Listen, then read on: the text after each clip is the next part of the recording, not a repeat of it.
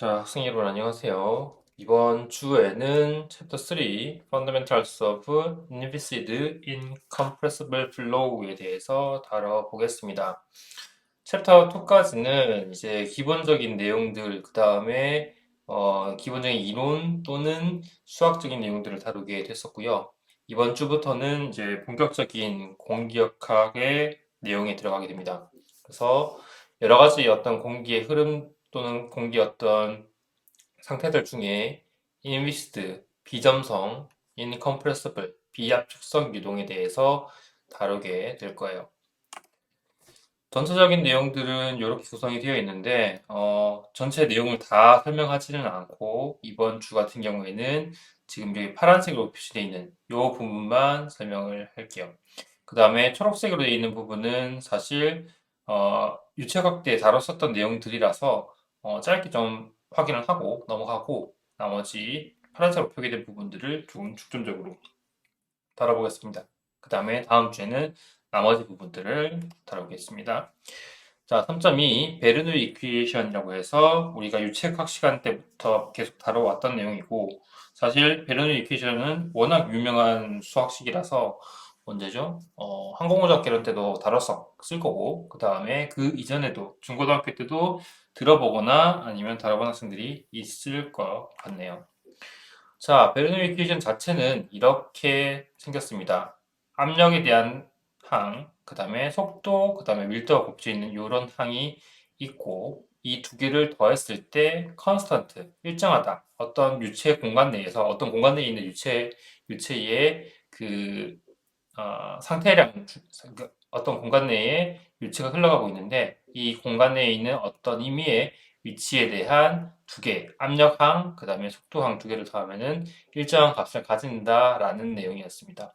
그래서 베르니케이션은 기본적으로 압력항과 속도항을 가지고 있는데 이 유체의 어떤 상태에 따라서 형태가 좀 달라질 수는 있어요. 근데 지금 여기서 보고 있는 이렇게 생긴 그 항은 이렇게 생긴 이퀘이션은 인비시드고 인컴프레시블 플로우에 대한 베르는 이퀘이션이고요. 예를 들면은 컴프레시블 플로우에 대한 그 베르는 이퀘이션은 조금 다르게 생겼습니다. 어쨌건 우리는 이렇게 생긴 항을 다루게 될 건데 과연 이 항을 그러니까 이렇게 생긴 이퀘이션을 어떻게 도출하면 되는지에 대해서 한번 고민해 봅시다. 첫 번째로 우리가 그 굉장히 간단하게 표현하기 위해서 X축 방향으로의 그 성분만 한번 고려해 볼게요. 그래서 X축 방향으로의 모멘텀 이퀘이션. 그러니까 원래는 X 3차원이라고 하면은 X, Y, Z축에 대한 3축에 대한 모멘텀 이퀘이션이 다 존재를 하지만 그 중에서 X축 방향으로의 모멘텀 이퀘이션만 한번 보면요. 이렇게 생겼습니다. 뭐 이 내용 같은 경우에는 유체각 때 많이 다뤘었기 때문에 추가적으로 설명을 안 할 텐데 어쨌건 여기 있는 요거 전미분에 해당하는 토탈 데리버티브에 해당하는 텀이 있고 압력에 대한 편미분 텀, 그 다음에 바디 포스에 대한 텀, 그 다음에 이거는 비스커스 그러니까 점성에 의한 텀 이런 식으로 구성이 되어 있었습니다. 근데 이 수식을 몇 가지 가정을 할 건데 첫 번째로 우리가 지금 보려고 있는 게 인비시드 인컴프레시블 플로우니까 첫 번째로 인비시드 플로우로 고려합시다. 인비시드 그러면은 인비시드라고 하는 것 자체가 비스커스의 반대잖아요. 인비시드 그래서 얘는 점성에 대한 힘 근데 우리는 현재 그러니까 비점성 유동을 고려하기 때문에 점성이 없다라고 가정을 하고 얘를 날려버릴 수 있습니다. 그 다음에 이 텀 같은 경우에는 바디 포스 그러니까 어떤 부피를 가지고 있는 예를 들면 유체가 될 수도 있고 아니면 고체가 될 수도 있지만 어쨌건 어떤 부피를 가지고 있는 요소가 부피를 가지고 있는 어떤 항목이 가지는 그 바디 포스인 건데 대표적으로 이제 중력 같은 것들이 있겠죠. 근데 뭐 공기 같은 경우에는 워낙 가볍기도 해서 중력의 영향을 크게 받지 않기도 하고 그다음에 보통 중력은 Z축 방향으로 작용하기 때문에 X축 방향으로는 거의 없다고 보면 됩니다. 그래서 이 텀도 날려버리면은 우리가 간단하게 요거는 요거 이렇게 수식을 가지고 올 수 있을 겁니다. 그리고 여기 있는 요 텀, 그죠? 이 라지트라고 표현되어 있는 것이 우리가 전 미분이라고 해서 그냥 dt, du 이것과는 성분이 좀 다른 항인데 얘를 풀어서 쓰면은 일단 이 풀기 전에 앞에 로우 텀이 있으니까 모든 텀에 로우 값이 이렇게 들어가게 될 거고요. 전 미분 이 텀을 표현하면은 이 텀을 풀어서 쓰면은 일단 시간에 대한 텀이 들어가고요. 그러니까 이 u라고 하는 게 함수 x, y, z, t에 대한 함수라고 보고 이것에 대한 전 미분은 요 텀, 그 다음에 요 텀, 요 텀, w의 라운드 c, 라운드 요 텀. 요렇게 풀어서 쓰게 됩니다. 왜 이렇게 표현이 되는지는 유체각 시간에 다뤘었던 내용들이라서 또는 유체각을 듣지 않은 학생들 같은 경우에도 인터넷에 전미분 또는 토탈 데리버티브 또는 머티리얼 물질 미분이라고 표현을 검색을 해보면은 그러니까 수학적인 정의가 이렇게 된다는 것을 알 수 있을 거예요. 그래서 이렇게 생겼고 앞에다가 로우 값을 다 곱해주면은 이러한 수식이 될 거예요. 그 다음에 이거는 그대로 내려온 거고 그 상태에서 한 가지 가정을 더 하는데 스테디 플로우 시간에 따라서 변하지 않는 스테디 플로우라고 가정하면 라운드 t분의 여기 있는 요 텀 라운드 t분의 라운드 지금 여기서는 u가 들어왔지만 어쨌든 시간에 따른 변화량에 대한 텀인 요 라운드 t 라운드라고 하는 요 텀이 날아갈 수 있을 겁니다. 왜냐면 시간에 따라서 변하지 않는 스테디 플로우니까. 그러면은 하나, 둘, 셋 이렇게 내려왔고요. 그 다음에 로우 값을 그냥 양쪽에서 다 나눠서 줘서 여기 로분의 1로 내려오고 마이너스 붙고 라운드 x분의 라운드 p로 정리가 될 겁니다. 근데 보면은 이 텀은 하나, 둘, 셋, 네 개. 이 텀은 하나, 둘, 셋, 네 개. 여러 가지 가정을 통해서 수식을 이렇게 줄이려고 노력을 했는데 왜 똑같이 텀이 4개로 나오냐고 하면은 얘 같은 경우는 지금 요 토탈 데리버티브에 있는 요 텀들을 다 풀어 헤쳐서 쓴 거기 때문에 사실은 이거보다 훨씬 실제로는 이 수식이 훨씬 긴데 그 긴 거에서 몇 가지 가정을 통해서 텀들을 날려버리니까 이렇게 줄여진 거다라고 생각하면 되겠습니다. 그 다음에 양쪽에다가 지금 양쪽 요쪽이랑 요쪽에다가 dx를 그냥 곱해봅시다. 이렇게 dx를 곱하면 이렇게 표현이 될 거고요. 그 다음에 우리가 3차원 공간에서 스트림라인을 하나 고려해 볼 건데 스트림라인을 두 개의 플레인으로 고려할 겁니다. 뭔 말이냐면 이게 x축, 이게 y축, 이게 Z축이라고 봤을 때 우리가 두 개의 플레인, X축을 머금고 있는 XY 플레인, 요 플레인을 하나를 고려하고 그 다음에 X, Z 플레인, X랑 Z랑 요렇게 생긴 세로로 서 있는 요 플레인이랑 가로로 누워 있는 요 플레인 두 개를 고려하고 그 플레인, 하나의 플레인에서 하나의 예를 들면 X고요, Y고요. 이 두 개의 축을 가지고 있는 이 평면에서 정의되는 스트림라인 함수를 고려해 봅시다. 그러면은 우리가 스트림라인 지난주에도 이제 설명했지만 스트림라인의 수식은 이런 식으로 생겼었습니다. df분의 dy는 u분의 v 또는 얘는 xy 플레인에서 정의가 됐던 함수이기 때문에 이렇게 생긴 거고 만약에 xz 또는 xz 플레인에서 정의되는 함수 같은 경우에는 y 대신에 z를 집어넣으면 되죠. 그 다음에 v 대신에 w를 집어넣으면 이런 수식이 될 겁니다. 그러면은 얘랑 얘를 양쪽에 있는 요거 올리고 정리하면 이런 식으로 얘도 마찬가지로 이런 식으로 함수가 유도가 될 거예요. 그죠? 그래서 요 두 개의 수식을 위에 있는 수식에다가 집어 넣습니다. 그러면은 어떻게 집어 넣을 수 있냐면 지금 했으니까 WDX라고 하는 게 여기에 있고요. 그러면은 WDX 대신에 UDZ를 집어넣을 수 있을 거고요. UDZ를 집어넣을 수 있을 거고 그 다음에 여기는 V dx 맞죠? vdx 대신에 u dy를 집어넣을 수 있을 거니까 u dy 이렇게 집어넣을 수 있을 겁니다. 그러면은 요걸 다시 쭉 정리를 해보면은 이렇게 u u 있으니까 앞으로 뽑아내고 라운드 x 라운드 u의 dx 라운드 y 라운드 u의 dy 라운드 z 라운드 u의 dz 그죠? 그걸 정리하면 이렇게 되고 이거는 그대로 이렇게 내려오게 됩니다. 어렵진 않죠. 그냥 수학적으로 쭉 정리를 해보는 거예요. 그 다음에 우리가 고려하고 있는 이 u라고 하는 거는 x축 방향으로의 속력이지만 얘가 3차원에서 고려가 되면은 3차원에 있는 예를 들면 x, y, c라고 봤을 때 특정한 어떤 위치 예를 들면은 뭐 1, 2, 1이라고 하는 이 위치에서의 속도 벡터는 이런 식으로 u, v, w 이런 식으로 정의가 될 거예요. 그러니까 이 속도 벡터가 x축 방향, y축 방향, z축 방향으로의 성분을 가지고 있을 거라고요. 그러면 그때의 이 x축 방향의 성분 u란 것도 어쨌건 3차원에서 정의된 그 값이기 때문에 함수 x, y, z 이렇게 표현이 될 겁니다. 그게 이거죠.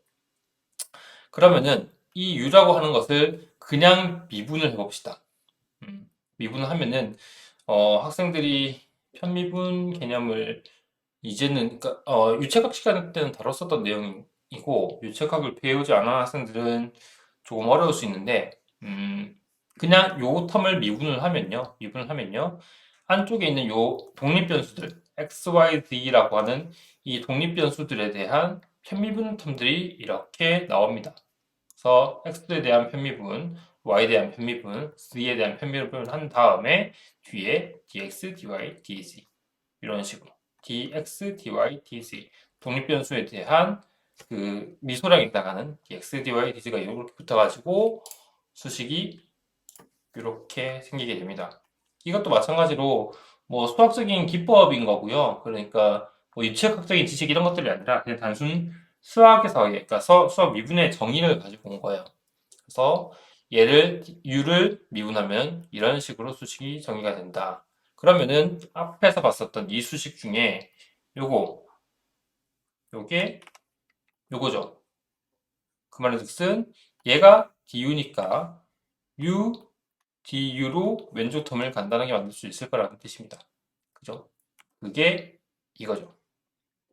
요 텀은 그대로 가지고 온 거고 요 텀, 그러니까 요렇게 길게 생긴 거를 이렇게 짧게 만들었습니다. 그 다음에 이 u du는요 2분의 1 du 제곱과 동일하게 볼 수 있습니다. 이렇게 요걸 이렇게 만들기 힘들면은 이거 봅시다. 이거는 뭐냐면은 u 제곱을 미분한 거잖아요. u 제곱 미분하면 어떻게 돼요? 2u의 du가 되죠. 그죠? 요거 앞으로 나오고 그대로 그 다음에 안에 있는 요 독립변수에 대한 요 변수에 대한 미분값 이렇게 나오잖아요. 그 다음에 2분의 1이 곱해져서 요거 날리면 u du가 되는 거니까 그죠? 그러면 요거랑 같다라는 것을 알 수가 있을 거고 그래서 이게 이것과 같다라는 걸로 볼 수 있을 겁니다. 그 다음에 이거는 그대로 내려온 거고요. 그죠? 그러니까 뭐 유체과학적인 지식 이런 것들 하나도 안 썼어요. 그냥 미분에 대한 개념, 그러니까 미분에 대한 수학적인 개념만 써가지고 쭈루룩 정리했습니다. 이 수식은 어차피 유체의 움직임을 다루는 수식이기 때문에 유체학적인 내용이지만 그 외의 것들, 어슈밍한 것, 그 가정을 한 것들까지는 유체학적인 지식이지만 그 외에 수식을 디라이브를 쭉 했던 내용들은 수학적인 내용들에 가깝죠. 그래서 쭉 정리를 하면은 x축 방향으로의 모멘텀 이퀘이션을 x축 방향의 모멘텀 이퀘이션을 이렇게 만들 수 있을 거예요. 좀 복잡하지만 한번 따라서 해보세요. 이렇게 생겼다고요. 이렇게 생긴 수식을 이렇게 만들었다고요. 그래서 이 과정을 방금까지 설명했던 이 과정을 이제는 y축 방향, z축 방향으로의 모멘텀 이퀘이션에다가 적용을 해줍니다. 그러면은 완전히 똑같은 프로세스를 거쳐서 y축 방향으로는 이렇게, z축 방향으로는 이렇게 수식이 만들어질 거예요. 달라지는 거는, 그러니까 전개하는 방식은 완전히 100% 똑같고, 다만 고려하고 있는 그 변수들만 달라지죠. 얘는 x축 방향이기 때문에 u, 얘는 v, 얘는 w.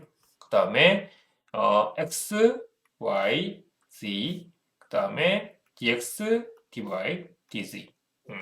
그 변수만 달라지는 거고요. 그 유도하는, 그러니까 그 정리하는 그 프로세스는 완전하게 동일합니다. 그러면은 이 텀, 이 텀, 이 텀을 각각 왼쪽에 있는 것들끼리 더하고 오른쪽에 있는 것들끼리 더할 수 있겠죠. 그게 이거, 그죠? 2분의 1 묶어내고요. 2분의 1 묶어내고 d u제곱, 그러니까 u제곱의 d, v제곱의 d, w제곱의 d니까 d 이렇게 묶어서 u제곱 플러스 v제곱 플러스 w 이렇게 표현할 수가 있을 거고 이 마이너스 로분의 1 묶어서 마이너스 로분의 1 안쪽에 라운드 x 라운드 p dx 그 다음에 요거 묶어내고 요거 묶어내고 정리만 한 거예요. 이 수식, 이 수식, 이 수식을 각각 왼쪽 오른쪽으로 더해가지고 정리만 한 겁니다. 그러면은 이렇게 생겼겠죠. 그 다음에 요거 u제곱 플러스 v제곱 플러스 w제곱이라고 하는 게 어떤 거냐면 3차원 2차원으로 먼저 생각합시다. 뭐냐면은 x축이 있고 y축이 있을 때 요런 거예요. 요 방향으로 v 벡터가 그려지면 이것의 x축 방향 요만큼이 u고 요만큼이 v잖아요. 그래서 v 벡터는 u, v라고 표현할 수 있을 거고요. 그 다음에 v 벡터의 크기, v 벡터의 크기는 루트의 u 제곱 플러스 v 제곱, 그죠? x축 상분 제곱 더하기 y축 제곱의 상분의 루트를 씌운 거라고요. 그죠? 그러면은 양쪽에다가 이 상태에서 양쪽에 제곱을 해주면 어떻게 되냐면 u 제곱 플러스 v 제곱은 v 제곱의 크기에 대한 제곱이다. 그죠? 참고로 여기서 얘기하는 요 스몰 v랑 라지 v는 다른 거예요. 스몰 v는 y축 방향의 벨로시티, 라지 v 같은 경우는 아예 벨로시티 벡터를 표현하기 위한 것. 그죠? 그래서 양쪽에 제곱을 하면은 u제곱 더하기 v제곱은 라지 v의 크기에 대한 제곱. 이거는 내가 방금 설명했던 거는 2차원에서 정리된 벨로시티 벡터에 대한 성분 내용이고 3차원으로 확장을 하면은 이제 u, v, w가 들어갈 거고요. 여기에 u제곱 플러스 v제곱 플러스 w제곱이 들어가게 될 겁니다. 거기다 제곱을 씌워주면 이렇게 되죠. u제곱 플러스 v제곱 플러스 w제곱은 라지 v의 제곱. 그래서 안에 있는 이 텀을 라지 v의 제곱으로 바꿀 수 있을 거예요. 그죠? 그 다음에 오른쪽도 정리가 될 수 있는데 어떤 거냐면 여기 있는 요 텀을 자세히 들여다보면요. 이 개념이랑 똑같아요. 이거는 X축 방울의 속도 속력인 U를 미분한 거잖아요. 그냥 단순히 그 미분에 대한 개념을 들고 온 거라고요. 그래서 얘를 미분해서 풀어서 쓰면 이렇게 되는 건데 여기서 U 대신에 P로 바꿔봅시다. 그러면은 dp는 라운드 x의 라운드 p의 dx 플러스 라운드 y의 라운드 p dy 플러스 라운드 z의 라운드 p dz로 표현할 수 있을 거예요. 이게 뭐다? 이거죠. 이거죠. 반대로 얘기하면 얘는 묶어서 dp로 표현할 수 있을 거다라는 거예요. 그러면은 정리가 되죠. 요 텀을 라지 V 제곱으로 바꿔주고 이 텀을 dp로 바꿔주게 되면 정리해서 이렇게 그죠? 2분의 1 t 그대로 들어오고 안에 라지 V 제곱 그 다음에 마이너스 로의 dp 이렇게 정리가 될 겁니다. 그리고 아까도 얘기했다시피 요거를 추가적으로 잠깐만요. 약간 이상하네. 뭐지? 생겼다 없어졌다 그래? 모르는 기능인데. 네. 뭐 약간 오류가 있나 봐요. 어쨌건. 정리를 하면은 얘 올리고요. 그렇게 보지 말고 요거 정리를 하면 2분의 1 dv의 제곱이 2분의 1에다가 2 dv, dv로 표현될 수 있을 거고 이게 마이너스 로분의 dp다. 그러면은 요거 날라가고 얘를 1로 넘기면은 이렇게 되죠. 잠깐만요. 뭐 이상하네. 네, 이렇게 될 겁니다. 그 다음에 우리가 이 수식을 기준으로 아까 얘기했다시피 우리가 현재 고려하고 있는 게 inviscid incompressible flow예요. 그죠? inviscid incompressible flow. inviscid에 대한 가정, 그러니까 비점성 유동에 대한 가정은 여기서 지금 썼고 이제는 incompressible flow, 비압축성 유동에 대한 가정을 써봅시다.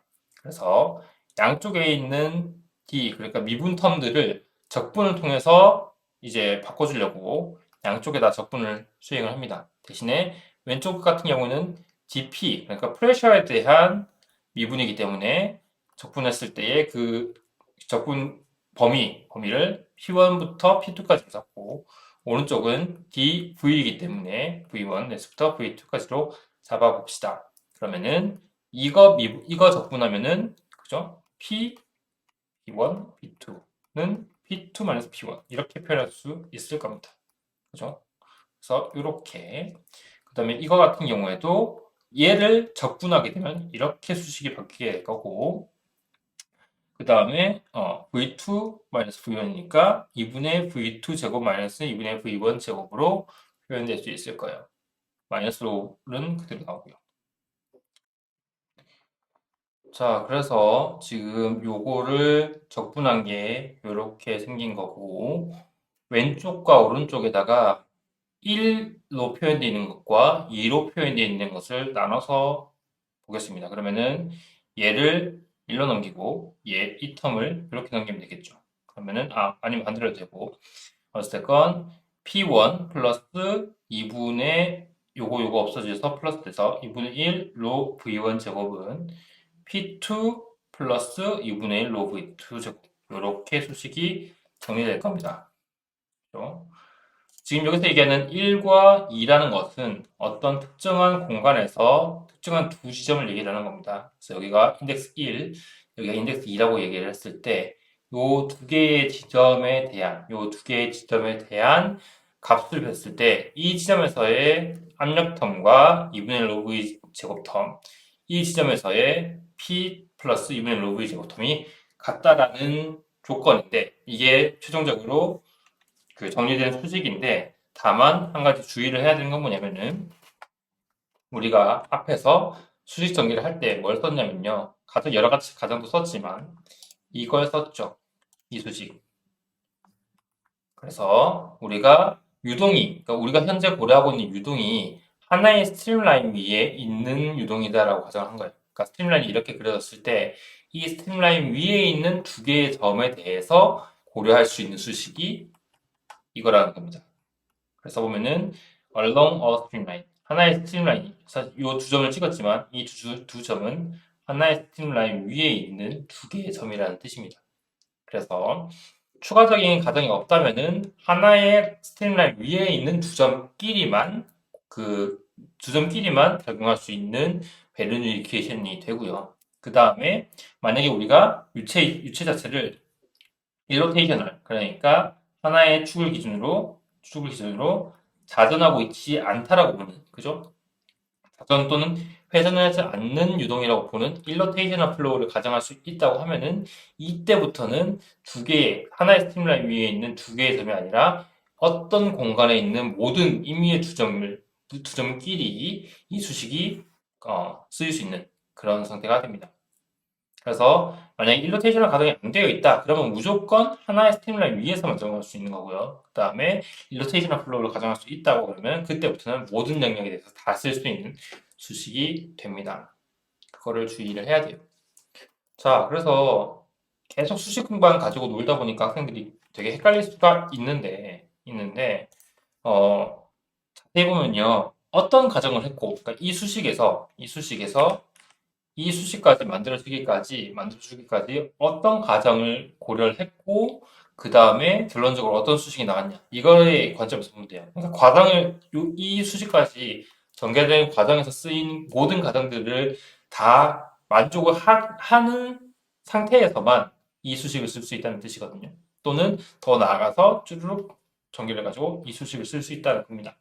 그래서 뭘 가정했는지 보면은 일단 모멘텀 이퀘이션을 쓸 때는 이 수식을 고려할 때는 뭔가 가정을 하진 않았어요. 근데 여기서 인비시드 플로우 가정했고요. 그다음에 바디 포스가 없다고 가정한 건데 이거는 바디 포스가 없다고 가정하는 거는 거의 대부분의 유체에서 다루게 되는 내용이라서 이거는 되게 제네럴하게 쓰이는 거고 인비시드 플로우에 대해서 가정을 했고요. 그 다음에 언스테디 플로우 그러니까 시간에 따라서 변하지 않는 유동이 아니라 시간에 따라서 변하는 유동이 아니라 시간에 따라서 변하지 않는 스테디 플로우 가정했고요.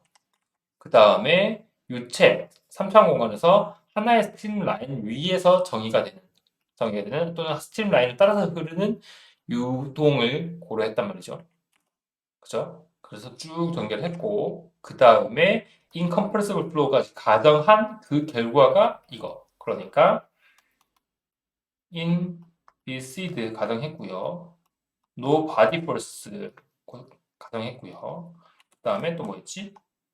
그 다음에 steady flow 가정했고요. 그 다음에 flow along streamline. 그러니까 스트림라인 위에서 정의되는 하나의 스트림라인에 따라서 흐르는 유동에 대한 거 정했고 마지막으로 incompressible 플로우까지 가정을 하면 그제서야 이런 모멘텀 이퀘이션이 이렇게 간단하게 정의됩니다. 거기다가 추가적으로 일로테이셔널 플로어까지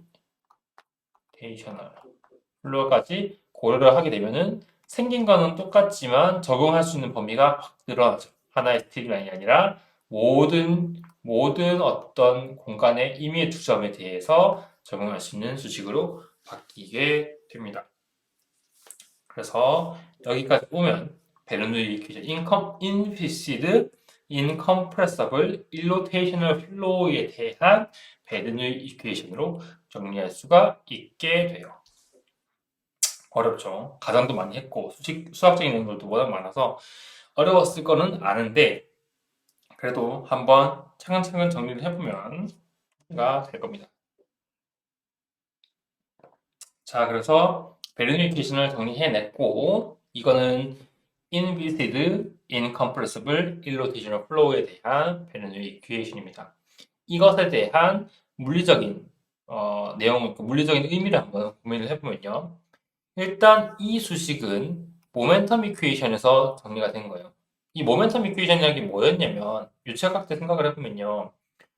우리가 F는 ma, 그죠? 힘을 주면은 가속도를 그러니까 어떤 물체에다가 F는 ma는 유체에만 적용되는 건 아닌데 모든 물질에 대한 적용이죠. 그래서 하나의 물체가 있을 때 여기에 힘을 주면 얘는 가속을 할 거다. 힘 받은 방향으로 가속을 할 거라고 하는 이 F는 ma를 유체 입자에다가 적용을 했었던 것이 모멘텀 이퀘이션이었어요. 그래서 이 유체 입자 이게 이제는 솔리드 그러니까 고체가 아니라 유체 입자라고 봤을 때 유체 입자에 적용하는 바디포스랑 서피스 포스를 적용하면은 얘가 어떠한 방향으로 또는 어떠한 그 가속도를 받을 거다라고 했던 그걸 정리한 게 그 물리적인 내용을 정리했던 게 모멘텀 이퀘이션이었어요. 기억날지 모르겠지만. 그래서 이 모멘텀 이퀘이션을 가지고 된 것이기 때문에 이 수식 또한 이 F는 MA, 뉴턴 제2법칙이라고 얘기하죠. 뉴턴의 제2법칙을 따르는 어떤 유체의 상태를 나타내는 거고, 다만 이 모멘텀 이퀘이션에서 이 수식까지 도출할 때 우리가 몇 가지 가정했던 게 inviscid, incompressible, 그 다음에 nobody force를 고려했죠. 그래서 이런 것들이 만족되는 상황에서 쓸 수 있는 뉴턴 제2 법칙이라고 생각하면 됩니다. 물론 여기다가 일로테이셔널 플로우까지 고려를 해야 모든 유동에 대해서 이제 고려할 수 있는 수식이 되는 거고. 그 다음에 한 개를 보면요. 이게 프레셔. 프레셔의 그 단위는 뭐예요? 프레셔는 파스칼이잖아요. 파스칼. 그리고 파스칼이라고 하는 거는 뉴턴 퍼 미터 제곱이거든요.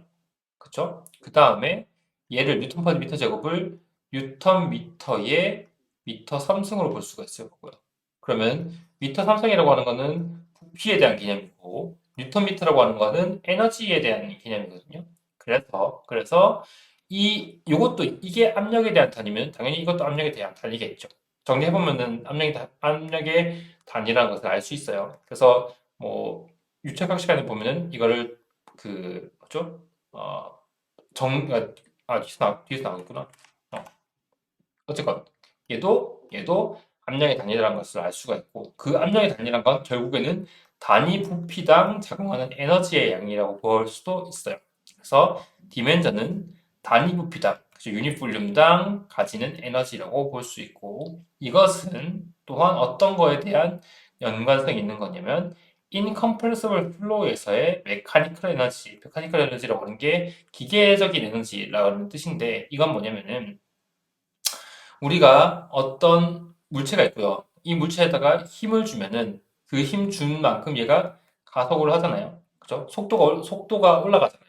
그게 뭐냐면은 여기에 준 힘에 의해서, 그러니까 힘에 의해서 만들어진 그 일의 양만큼 이 물체에 대한 카이네틱 에너지, 그러니까 역학적 에너지 본 거나 역학적 에너지로 바뀐 거죠. 그러니까 우리가 어떤 물체에다가 힘을 줘요. 예를 들면 박스에다가 힘을 줘가지고 이렇게 밀고 있어요. 그러면 그 힘이 한 일의 양과 이 물체가 원래는 가만히 있었는데 일정한 속도로 가속이 돼서 속도를 가지는 그때의 카이네틱 에너지 2분의 1 오비제곱이라고 하는 카이네틱 에너지의 양과 같다라는 뜻이 돼요.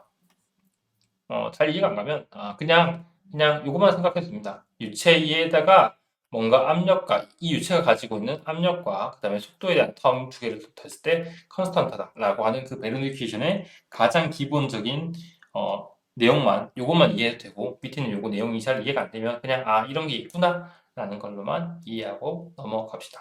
어쨌건 내가 하고자 하는 얘기는 뭐냐면은 우리가 힘을 준 것에 대한 일의 양과, 그 다음에 이 유체 또는 물체가 없어요.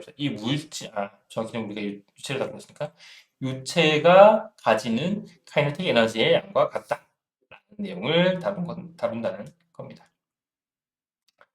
자, 그래서 베르누이 이퀘이션은 여기서 정리를 하고요. 그다음에 3.3 incompressible flow in a duct라고 해서 venturi and low speed wind tunnel이라고 합니다. 덕트라고 하는 건 뭐냐면은 우리가 어떤 특정한 이런 뭐라고 하지? 이런 칸막이 같은 거 안쪽으로 이렇게 유체가 들어갈 때 이 칸막이를 우리는 덕트라고 합니다. 근데 그런 덕트의 형상을 가지고 있는 벤출이라고 하는 게 있고요. 그다음에 윈드 터널이라고 하는 풍동이라는 게 있어서 약간 스페셜 케이스 같은 개념으로 책에서 다루어 놓았습니다. 자, 여기서 quasi one dimensional flow in a duct라고 적혀 있는데 여기서 quasi라고 하는 거는 뭐냐면 실제로 유체의 움직임은 무조건 3차원이죠. 우리가 살고 있는 공간 자체가 살고 있는 이 세상 자체가 3차원으로 표현이 되기 때문에 유체도 무조건 3차원이긴 해요. 근데 예를 들면 이런 거죠. 예를 들면 이렇게 생긴 파이프가 있는데요. 파이프도 원래는 3차원이죠. 근데 들어오는 유체가 이 면적을 통해서 들어오는 유체가 모두 똑같은 방향, 똑같은 이쪽 방향으로 똑같은 속력을 가지고 들어와요. 그러면 실제 유동은 3차원이지만 이걸 마치 1차원으로 볼 수 있죠. 1차원 이런 식으로 본 거라고요. 그래서 그렇게 보는 그 관점을 우리는 쿼사이 1D라고 합니다. 쿼사이 1디멘셔널. 그래서 실제 유동은 3차원이지만 우리가 수학적으로 얘를 모델링하거나 수학적으로 관점에서 봤을 때 우리가 1차원으로 볼 수 있다. 그래서 유체가 여기서 시작해서 들어와서 얘를 타고 이쪽 방향으로 흘러나가는 이런 유동을 고려해 봅시다. 그러면 유체에 대한 변수인 압력도 실제로는 3차원이 원래는 3차원이지만 1차원의 그 함수로 볼 수 있을 거예요. 그 다음에 이거부터 얘기하겠네요. 지금 요게 아까 얘기했던 그런 덕트의 형상이랑 비슷하죠. 이거는 약간 사각형의 덕트인 거고 얘는 원형 덕트예요. 원형 덕트인데 이렇게 원형 덕트라서 쉽게 얘기하면 파이프 같은 건데 파이프 중간이 약간 잘록하게 이렇게 들어간 겁니다. 이렇게 들어가 있는 거예요. 그렇게 봤을 때 어쨌건 얘의 어떤 면적이 이렇게 생겼을 건데 이 면적의 어떤 위치에서도 똑같은 방향, 똑같은 x축 방향으로 똑같은 속력을 가진다고 보고 3차원 유동을 1차원 유동으로 보겠다는 거예요. 그래서 코사인 원디로 보겠다는 거고 이 수식을 그러니까 이런 유동에 적용할 수 있는 인테그랄 폼 형태의 컨티뉴이티 이퀘이션을 봅시다. 이 컨티뉴이티 이퀘이션이 뭐냐 이런 것들은 유체적 시간에서 다뤘던 거니까 여기서 추가적으로 다루지는 않을게요. 그래서 보면은 부피에 대한 삼중적분이 있고요. 그 다음에 면적에 대한 여기서 말하는 이 ds라고 하는 게 요 면적인데 요 단면적에 대한 그 이중적분이 들어갑니다. 그 다음에 삼중적분에는 시간에 따른 변화량으로 표현이 되고요. 자세한 내용은 유체각 시간에 배웠던 거를 다시 상기해 보도록 하세요. 그래서 컨티뉴이티 이퀴에서는 인테그랄 폼 형태로 나타내면 이렇게 되는데 만약에 이 유체가 스테디 플로우다. 시간에 따라서 변하지 않는 조건이다. 라고 하게 되면은 앞에 있는 요거 라운드 트립의 라운드에 해당하는 요텀이 날아가게 됐기 때문에 요것만 남을 거예요. 그래서 이렇게 표현이 될 거고 우리가 하나의 저걸 생각해 봅시다. 하나의 컨트롤 볼륨을 생각해 봅시다. 그러면은 여기서 말하는 컨트롤 볼륨은 이렇게 볼 수가 있죠. 컨트롤 볼륨에 대한 개념도 유체각 시간에 때 다뤘던 거니까 그때 내용을 상기해서 생각하면 돼요. 그래서 컨트롤 볼륨을 이렇게 잡으면은 일단 우리가 컨트롤 서피스를 고려할 수 있는데 컨트롤 서피스라고 하는 거는 컨트롤 볼륨 이 부피를 감싸고 있는 면적 그죠? 지금 이 상태에서 보면은 면적 그러니까 요 서피스 요거 네 개의 면을 우리는 컨트롤 서피스라고 얘기를 할 수 있을 거고요. 그 중에서 인렛 그러니까 입구 부분 들어오는 이 공간을 들어오고 있는 이 영역을 우리는 A1이라고 표현하고 그다음에 나가는 유체가 흘러나가는 이 면적을 우리는 A2라고 봅시다. 그다음에 위쪽에 유체가 흘러나가거나 흘러 들어오지 않는 우리 물리적인 벽 같은 이런 서피스를 우리는 월이라고 보자고요. 그러면은 이 수식을 세 가지로 쪼갤 수 있습니다. 뭐냐면 A1에 대한 수식, A2에 대한 수식, 월, 위아래, 위쪽과 아래쪽에 있는 요 면에 대한 수식으로 쪼갤 수 있을 거예요. 그래서 이 세 개를 더하면 0이다. 이걸 쪼개서 이렇게 쪼갠 겁니다. 그렇게 본 수식을 가지고 고민을 해봅시다. 참고로 지금 밑에 있는 이거는요. 이거는 실제로 여기서 유체가 들어왔을 때 유체가 쭉 가면서 지나가는 면적이 작아지고 그래서 가속을 했다가 다시 감속을 하는 그죠? 여기서 이렇게 좀 빠르게 흘렀다가 다시 감속하는 그런 유동의 흐름을 그 유체의 흐름을 보여주고 있는 건데 한 가지 고민할 수 있는 거는 아까 스테디 플로우를 가정한다고 그랬잖아요. 그래서 스테디 플로우를 가정함으로써 요 텀이 날아가게 된 건데 얘는 시간에 따라서 여기서부터 쭉 가다가 가속을 하고 다시 감속을 하는 그래서 시간에 따라서 변하는 것처럼 보이잖아요. 그죠? 예를 들면 1초, 2초, 3초, 4초, 5초, 6초, 7초 이런 식으로 물체가 쭉 이동하는 걸 보면은 시간에 따라서 쭉 가속했다가 감속하는 그런 것처럼 보이는 건데 여기서 얘기하는 이 수식에 대한 미닝은 이 유체 입자가 이렇게 이동하는 것을 보는 것이 아니고요. 하나의 특정한 위치, 예를 들면 여기서 봅시다. 하나의 특정한 위치에 대한 성분입니다. 그래서 이 선을, 요 면을, 요 위치를 지나가고 있는 요 점들에 대한 속도를 계속 체크를 하다 보면은 시간이 아무리 지나더라도 1초, 2초, 3초, 4초 이런 식으로 계속 체크를 하더라도 똑같은 속력으로 빠져나간다는 것을 알 수가 있죠. 그래서 그렇기 때문에 우리는 스테디 플로우를 가정할 수 있는 거예요.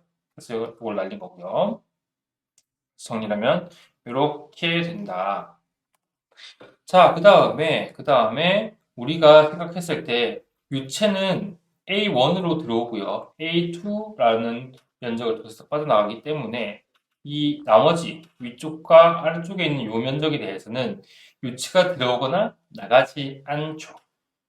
그죠? 이거는 진짜 물리적인 벽이니까. 우리가 이렇게 통로가 있을 때, 이렇게 통로가 있을 때, 유치는 이렇게 들어왔다가 요 면적을 통해서 바깥에 빠져나가지, 요 감싸고 있는 요 면적으로는 들어가거나 나가지 않잖아요.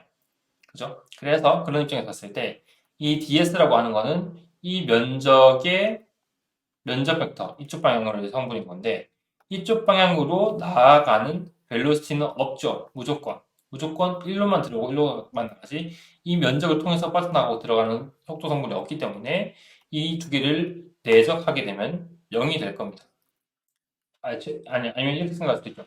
내적해서 0이라고 생각하지 말고, 아예 이쪽을 통해서 들어오거나 빠져나가는 유동이 없으니까 속도 성분이 제로가 돼서 이 텀을 날릴 수 있을 거예요.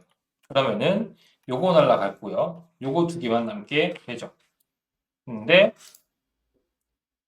그 두 개의 성분이 요것과 요것인데, 지금 이 면적 입장에서는 면적 벡터가 이쪽 방향, 이 DS라고 하는 면적 벡터가 이쪽 방향, 그 다음에 속도 벡터가 이쪽 방향, 그 두 개가 서로 반대 방향으로 그 벡터가 그려지기 때문에 두 개를 내적을 하면 마이너스가 될 겁니다. 그죠? 이거 P가 아니고 로예요. 이렇게 로. 그래서 로 VA. 요거 DS가 그러니까 요 DS라고 하는 게 뭐냐면 이렇게 생긴 면적의 일부분만 요만큼에 대한 면적인 건데, 전체 면적에 대해서 다 적분을 하게 될 경우 이 A1과 같아지기 때문에 얘가 이렇게 V는 V1으로 로는 로1으로, 대신에 두 개의 면적 벡터의 방향이 다르기 때문에 마이너스가 붙은 거고요. 이쪽 같은 경우는 면적 벡터 이쪽으로, 그 다음에 속도 벡터가 이렇게 두 개가 같은 방향이라서 플러스인 이렇게 수식이 만들어집니다. 그러면은 앞에 있는 것 중에 요거 날라가고요. 얘가 로 VA, 로2 V2 A2, 얘는 마이너스 로1 V1 A1이 되기 때문에 이렇게 수식이 전개될 거고, 그 다음에 이 텀을 이렇게 넘겨서 정리하면 이렇게 로1 V1 A1 또는 로1 A1 V1은 로2 A2 V2라는 수식으로 전개할 수 있게 됩니다. 이거 사실 유튜브 시간에 다 했던 내용이라서 그냥 복습 겸 얘기를 하는 거예요. 자, 그 다음에 만약에 우리가 유체를 incompressible flow라고 가정할 수 있다라고 하면은 모든 어떤 위치에서든지 간에 밀도가 일정할 거고, 그러니까 로1과 로2가 완전히 똑같은 값이 될 거기 때문에 얘를 나눠서 이렇게 표현할 수 있을 거예요. A1, V1은 A2, V2. 그래서 어떤 위치가 될지 모르겠지만요. 이 위치, 예를 들면 우리가 지금 현재는 이렇게 A1, A2로 고려했지만 A1, A2 이렇게 고려해도 돼요. 이만큼 이렇게 고려해도 돼요. 어쨌든 방금까지 설명했던 가정은 깨어지는 것이 없죠. 월이기 때문에 들어오고 나가는 유동 없고, 들어오고요, 이쪽으로 나가고요. 이 면적을 이렇게 당겨도 전혀 문제가 없습니다. 그러면은 우리가 일상생활에서 많이 본 거지만요. 유체가 원래는 면적이 이만했는데요. 요만큼 작은 면적을 통해서 유체가 흘러가면 유체가 더 빨리 흐르게 되죠. 예를 들면 우리가 호수가 있어요. 호수. 그 뭐라고 하지? 고무호수 같이 이렇게 물을 이렇게 틀어서 나오는 이런 호수가 있는데, 호수의 앞쪽이 이렇게 둥글게 생겼는데요. 이걸 위쪽과 아래쪽으로 이렇게 눌러가지고 납작하게 만들면은, 그러니까 면적을 작게 만들면은 여기서 더 빠르게 물이 뿜어져 나가는 걸 알 수 있죠. 우리 일상생활에서 봤을 때. 그 개념을 설명하는 겁니다. 그래서 그게 마치 이거죠. 이만큼 큰 면적으로 들어오는 유동, 그 다음에 이만큼 작은 면적으로 나가는 유동. 그래서 여기서의 속력보다 여기서의 속력이 더 빠를 거다라는 것을 계산할 수 있는 또는 설명할 수 있는 수식이 이겁니다. 보면은 그러니까 지금 요거랑 이거 보면은 1, 1, 2, 2. 그러니까 이것도 마치 컨스탄트 이렇게 볼 수가 있을 거기 때문에 면적이 넓어지면 벨로시티 속력이 작아지는 거고, 면적이 작아지면 속력이 높아진다라는 것을 보여주는 수식이 되죠.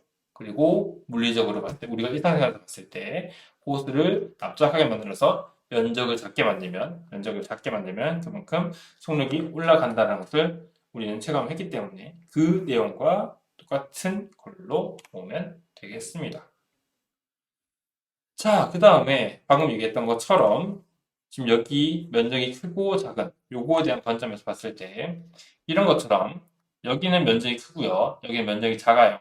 그리고 지금 요 두 개는 이제 그러니까 벽면이기 때문에 위치가 안 들어가면 앞에 있는 요거랑 완전히 똑같죠. 여기에 있던 요거랑 완전히 똑같죠. 생긴 것만 이렇게 굵고 생긴 게 아니라 이렇게 직선으로 생긴 것일 뿐이지 똑같습니다. 그러면은 여기서의 속력, 여기서의 압력, 여기서의 속력과 압력을 비교를 해보면 일단 속력은 여기보다 여기가 더 빠르죠. 그죠? 더 빠를 거고 그 다음에 아까 얘기했던 우리 베르누 이퀘이션 P 플러스 2분의 1로 V 제곱은 컨스턴트하다. 이 수식에서 봤을 때 여기가 여기보다 속력이 더 빠르잖아요. 그러니까 여기가 원이고요. 여기가 원이고요. 여기가 2인데 우리가 두 가지 수식을 쓸 수 있는데 한 가지는 A1, V1은 A2, V2. 그러니까 면적과 속력에 대한 관계성. 그 다음에 한 개는 또 뭐냐면 P1 플러스 2분의 1로 V1 제곱은 P2 플러스 2분의 1로 V2 제곱. 이걸 쓸 수 있는 거예요. 근데 여기 보면은 로에는 굳이 인덱스를 안 붙였거든요. P1, V1, V2, V2인데 로에는 인덱스를 안 붙인 이유가 애초에 우리는 incompressible flow를 고려해서 여기서의 밀도든 여기서의 밀도든 똑같다고 봤기 때문이에요. 어쨌건 이 두 가지의 수식을 쓸 수가 있는데 이 수식 입장에서 봤을 때 면적이 줄어드니까 당연히 V2가 V1보다는 빨라질 거고 그러면은 얘가 얘보다 크죠. 얘가 작고 얘가 크죠. 그러면은 이 두 개의 수식이 똑같다는 만족을 해주기 위해서는 얘가 작아지고 얘가 커져야 될 겁니다. 그래야 밸런스가 맞춰져서 왼쪽 턴과 왼쪽 항과 오른쪽 항이 같다라고 볼 수 있을 거잖아요. 그죠? 그래서 보면은 P1이 있는데 P2에서는 오히려 P1보다 압력이 낮아지는 그러니까 속력은 빨라지는 대신에 압력은 낮아지는 그런 효과를 발휘하게 됩니다. 이런 덕트 형상을 이렇게 면적이 작아짐으로 인해서 속력이 빨라지는 이런 덕트를 우리는 컨버전트 덕트라고 합니다. 컨버전트 또는 컨버지라고 하는 여기는 이 컨버지라고 하는 게 수렴하다라는 거거든요. 그래서 보면은 유치가 이렇게 가면 이렇게 수렴하죠. 이만큼 넓어졌던 게 이렇게 안쪽으로 이렇게 가까워진다고요. 그래서 이런 것들을 컨버전트 덕트라고 얘기하고 이것과 완전히 반대의 개념이 다이버전트 덕트입니다. 다이버지라고 하는 게 컨버지의 반대거든요. 얘는 수렴하는 거고요. 이렇게 얘는 반대로 발산, 서로 멀어지고 있는 이런 형태를 가지고 있어서 다이버전트 덕트라고 얘기합니다. 물리적인 법칙은 물리적인 개념은 완전히 반대예요. 얘는 속력이 빨라지고 압력이 낮아지는 거고 얘는 가면 갈수록 속력은 느려지고 압력은 높아지는 그 개념으로 보면 됩니다. 그리고 사실 이 컨버전트 덕트와 다이버전트 덕트를 두 개 붙여요. 이렇게 붙이고 여기 있는 요 면을 부드럽게 만들어 놓으면 이거죠. 앞에서 봤던 이거 컨버전트, 다이버전트. 그래서 이렇게 따로 떨어져 있는 컨버전트 덕트, 다이버전트 덕트도 있는데 두 개를 붙여가지고 컨버전트, 다이버전트 덕트라고 표현합니다. 보통 CD 덕트라고 얘기를 하는데 줄었다가 늘어나는 이런 덕트를 컨버전트, 다이버전트 덕트라고도 얘기합니다. 그래서 그때에 그 CD 덕트가 이렇게 생긴 건데 이때에 유체가 여기서부터 이렇게 쭉 이동하면서 가지는 압력의 값을 그래프로 도시하면 이렇게 되겠죠.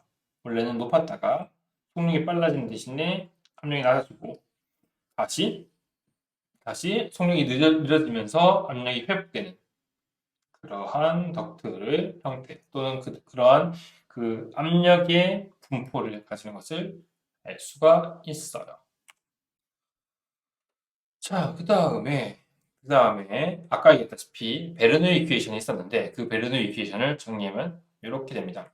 그죠? P1 플러스 2분의 1 2분의 1로 V1 제곱은 P2 플러스 2분의 1로 V2 제곱이 되고 지금 이 수식은 요거를 남긴 거니까 P1 1로 넘기고요. 그 다음에 P1 넘기고 2분의 1 로를 서로 나눠주면 어떻게 돼요? 그러면 V1 제곱은 P2 마이너스 P1에다가 로분의 2, 그죠? 분자 있었던 게 분모로, 분모 있었던 게 분자. 그 다음에 여기 그대로 있는 거니까 V2의 제곱. 요게 되죠. 그죠? 그 다음에 우리가 아까 얘기했던 이거 A1 V1은 A2 V2 이것 중에서 V2만 남기고 얘를 나눠주면 이 수식이 될 겁니다. 그죠? 아까 얘기했던 베르노이케이션과 컨티뉴이티 이퀴션 형태의 컨티뉴이티 이퀴션의 정리보다 이 두 가지를 쓴 거예요. 그래서 각각 이렇게 정리를 해놓고 V2에다가 얘를 집어넣었습니다. 근데 여기다가 제곱을 해놨죠. 이렇게. 제곱해서 이렇게 표시를 했다고요. 그 다음에 V1 있고요. V1 있고요. 요거 요렇게 넘기고요. 그러면은 1 A2 A1의 제곱 V1의 제곱은 로분의 2 P2 P1 그죠? 그 상태에서 얘를 양쪽을 나눠주고 루트를 씌워주면 이렇게 생긴 수식을 볼 수 있을 거예요. 그죠? 그죠? 이렇게 생긴 것을 볼 수 있을 겁니다. 경계보면 이렇게 돼요. 그래서 우리가 볼 수 있는 거는 면적에 대한 비율과 그때 압력을 알면 속도의 값을 알 수가 있습니다. 이걸 언제 쓰냐면요. 이럴 때 씁니다.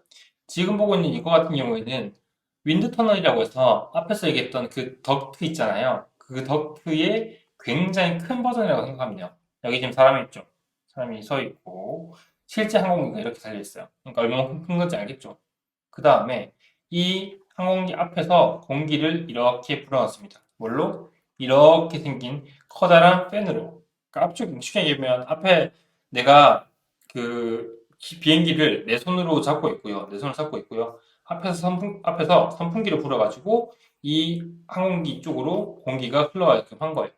그러면은 이 항공기는 마치 원래는 그러니까 공기가 가만히 있고 이 항공기가 앞으로 비행을 하면서 양력을 받고 떠야 되는 거지만 내가 현재는 가만히 있고 공기가 뒤쪽으로 흘러가면서 마치 떠 있는 것처럼, 그죠? 내가 양력을 받고 있는 것처럼 이해할 수가 있을 겁니다.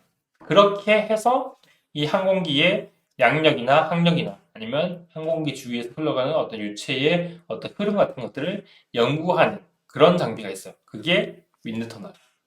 풍동이라고 합니다. 풍동이라고 합니다. 터널, 동이고요.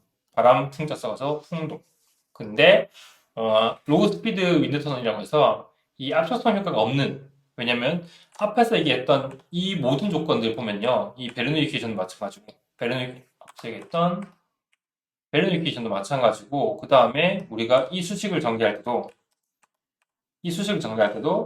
incompressible flow를 고려했잖아요. 근데 이 incompressible flow를 고려할 수 있는 조건은 뭐냐면 어떨 때 유체를 또는 공기를 incompressible 볼 수 있냐면 마크 넘버가 0. 대략적으로 0.3 이하일 때 incompressible flow로 고려할 수 있습니다. 이 내용에 대한 부분은 유체각 시간에 다뤘으니까 그때 내용 다시 상기하면 되고요. 어쨌든 그렇기 때문에 그만큼 속력이 낮다라는 뜻이고, 그래서 로우 스피드 윈드 터널에 쓸 수 있는 그 수식이 이런 수식이라는 거예요. 참고로 윈드 터널은 오픈 서킷, 클로즈 서킷으로 나눠져 있습니다. 오픈 서킷은 뭐냐면 그냥 대기에 있는 공기를 빨아당긴 다음에 이쪽이군요. 대기에 있는 공기를 빨아당긴 다음에 그 다음에 요 터널을 지나서 다시 대기로 내뿜는 그런 형태를 오픈 서킷 윈드 터널이라고 얘기하고, 얘는 클로즈 서킷, 그러니까 이렇게 폐회로를 만든 다음에 이 펜을 가지고 빨아당기고 밀어내면은 유체가 이렇게 순환을 하겠죠. 특정한 공간을. 이런 그 클로즈 서킷을 가지고 있는 형태를 폐쇄형 윈드 터널, 뭐 이런 식으로 표현을 합니다. 두 가지 방식이 있고, 자, 아까 얘기했던 거, 이 수식을 가지고 옵시다. 대신에 지금 여기서 보면은 V1으로 표현되어 있는데 이번에는 V2로 바꿔보자고요. 그러니까 완전히 똑같은 방식인데요. 그 수식을 전개를 할 때 이 여기 있는 수식에서 V1 대신에 A1, A1분의 A2, V2 그러니까 요거를 이렇게 남긴 그 값을 여기다가 집어넣고 쭉 전개를 해주면은 이 수식이 됩니다. 네. 그래서 V2는 루트 씌우고 블라블라블라 된 것을 볼 수가 있고 앞에서 얘기했었던 그 덕트 형태 요거 중간에 요만큼 자른 요거를 가지고 다시 보면은 앞에서 얘기했던 그 덕트처럼 여기가 입구 유체가 들어오는 부분 그 다음에 요걸 봅시다. 요쪽 봅시다. 그러면 요게 출구 요 출구를 통해서 유체가 빠져나가는 그 상황을 고려할 수 있죠. 그래서 요 공간에 대해서 우리가 베르누 이퀴전이랑 컨티뉴이티 이퀴전을 만족을 시킬 수가 있을 거고 그걸 정리한 그걸 정리한 수식이 이 수식이죠. 그 다음에 학생들이 유치학학 시간 때 다뤘던 내용인데 마노미터라고 해가지고 이 양쪽이 이렇게 뚫려 있고요. 양쪽에 있는 그 압력의 차이를 안쪽에 채워져 있는 액체의 높이차로 측정하는 장비가 있었습니다. 마노미터라고 해서 요만큼의 높이 차에 해당하는 그 중량, 그죠? 정확히 그만큼의 중력, 그 중력에 해당하는 부분이 양쪽에서 들어오는 유체의 그 기체 또는 유체의 압력의 차이라고 배웠었던 적이 있어요.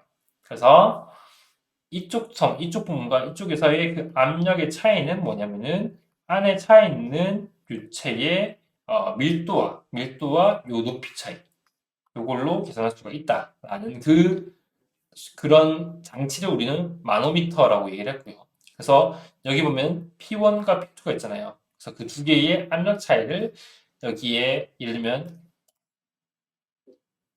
압력 차이를 여기 원으로 적힌 여기다 구멍을 뚫고 투로 적힌 여기다 구멍을 뚫어가지고 마노미터를 이렇게 연결시키면 이 두 위치에서의 압력 차이를 마노미터 가지고 구해낼 수가 있게 돼요. 그래서 요 텀으로 바꿔서 쓰면 이렇게 되죠. 이거는 그냥 이 공간 내에서 만족되는 수식이고요. 다만 P1-P2를 어떻게 고려하면 좋을까라고 고민을 하다가 마노미터라고 하는 하나의 그 특정 장치에 대한 성분을 바꿔보자. 근데 이 마노미터는 그 양쪽에서의 압력 차이를 이 높이의 차이, 안에 채워져 있는 액체의 높이에 대한 높이 차이로 그러니까 측정을 하기 때문에 그 텀으로 바꿔준 게 요겁니다. 자, 그래서 우리가 이런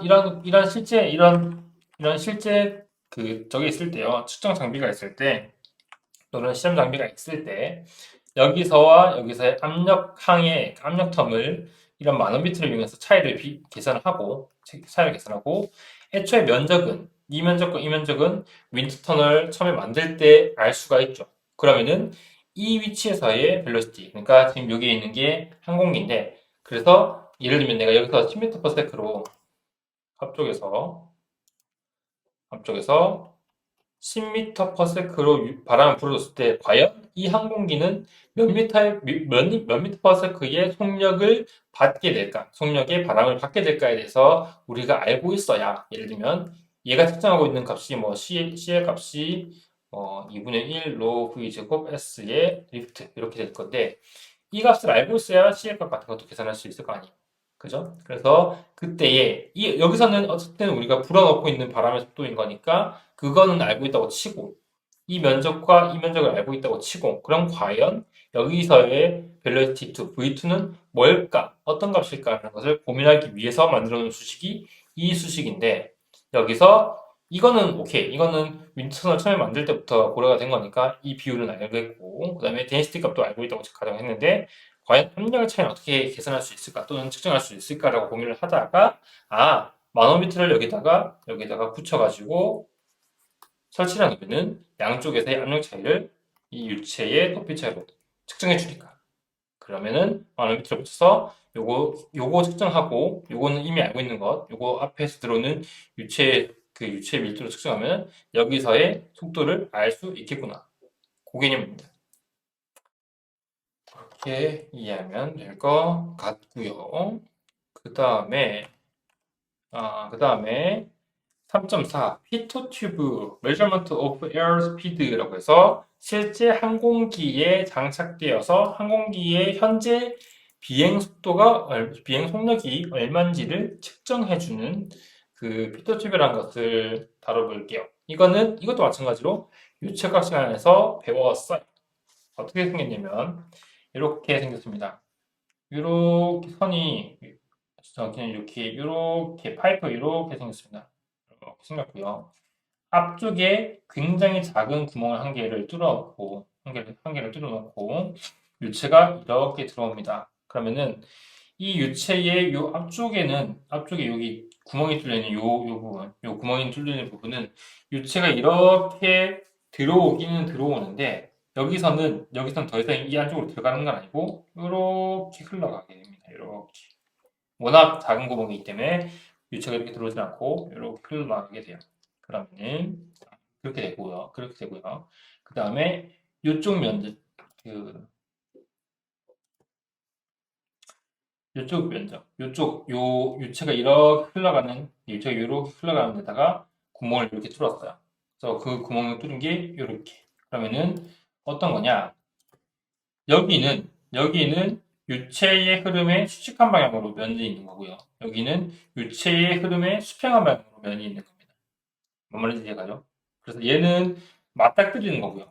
얘는 공기를 맞닥뜨리는 거고, 얘는 공기가 요 면을 따라서 지나가는 상태일 겁니다. 그 상황을 한번 고려해 봅시다. 자, 일단 여기와 A와 B죠. 잠깐만요. 어,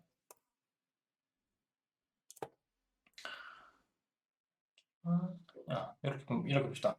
우리가 앞에서 설명했었던 베르누 이퀴션을 또 쓸 건데 어떻게 하냐면 여기와 여기로 써봅시다. 요 위치와 요 위치로 쓰자고요. 그러면 앞에서 얘기했었던 그 조건들 inviscid, incompressible, irrotational flow를 가정할 수 있으면 어떠한 위치에서도 베르누 이퀴션을 쓸 수가 있잖아요. 그래서 요 위치와 요 위치에서의 베르누 이퀴션을 고려해 봅시다. 지금 여기가 A라고 치고요. 여기가 B라고 생각하면 됩니다. 이렇게 생겼는데 한 가지 주의를 해야 되는 건 뭐냐면 여기는 그러니까 유체가 속력을 가지고 이렇게 지나가고 있는 거고요. 여기는 이렇게 와서 요 앞에서 속도가 0인 상태로 정지를 했다가 이렇게 흘러가는 겁니다. 우리가 얘기하는 그 정체된 또는 정체 압력이 걸리는 위치라고 생각하면 돼요. 그래서 여기서는 쭉 오다가 벽면에 가로막히면서 속력이 0이 돼버리고 그 다음에 다시 위쪽과 아래쪽으로 유체가 이렇게 갈라져서 흘러가게 되면서 속력을 가지는 그런 상태라고 생각하면 돼요. 그러면 여기서는 속력이 없잖아요. 그죠? 여기서는 속력이 있는데 여기서는 속력이 없다고요. 그래서 이 텀 중에 이 텀의 속력이 0. 그래서 이것만 이렇게 남게 되고 얘는 그대로 내려옵니다. 그 수식, 이렇게 생긴 수식이 이렇게 정체압이 걸리는 이 위치와 그다음에 그냥 프리스팀이 가지는 이 위치 두 개 사이에 베르누 이퀴션을 정리했을 때 베르누 이퀴션을 적용했을 때입니다. 그 다음에 참고로 여기서 얘기하는 여기 속력이 0인 상태에서의 압력을 우리는 토탈 프레셔 또는 전압이라고 얘기합니다. 전압. 속력이 0이라고요.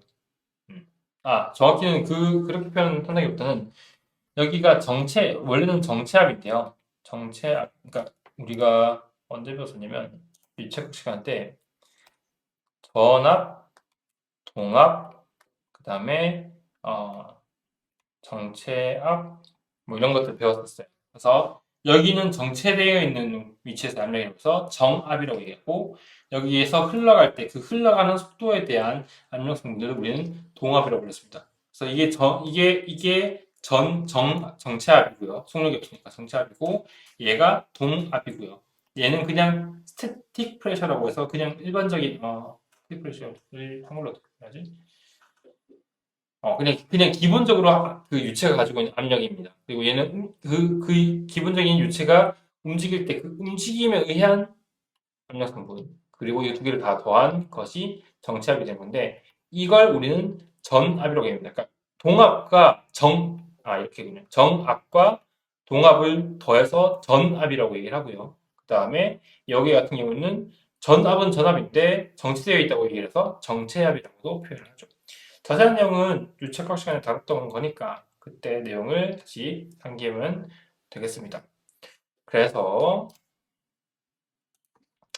이 수식을 정리합시다. 어떻게? V1에 대해서 정리하면은 요거 1로 넘어가고요. 2 곱해주고 로 나눠주고 루트를 씌워주면 이렇게 될 겁니다.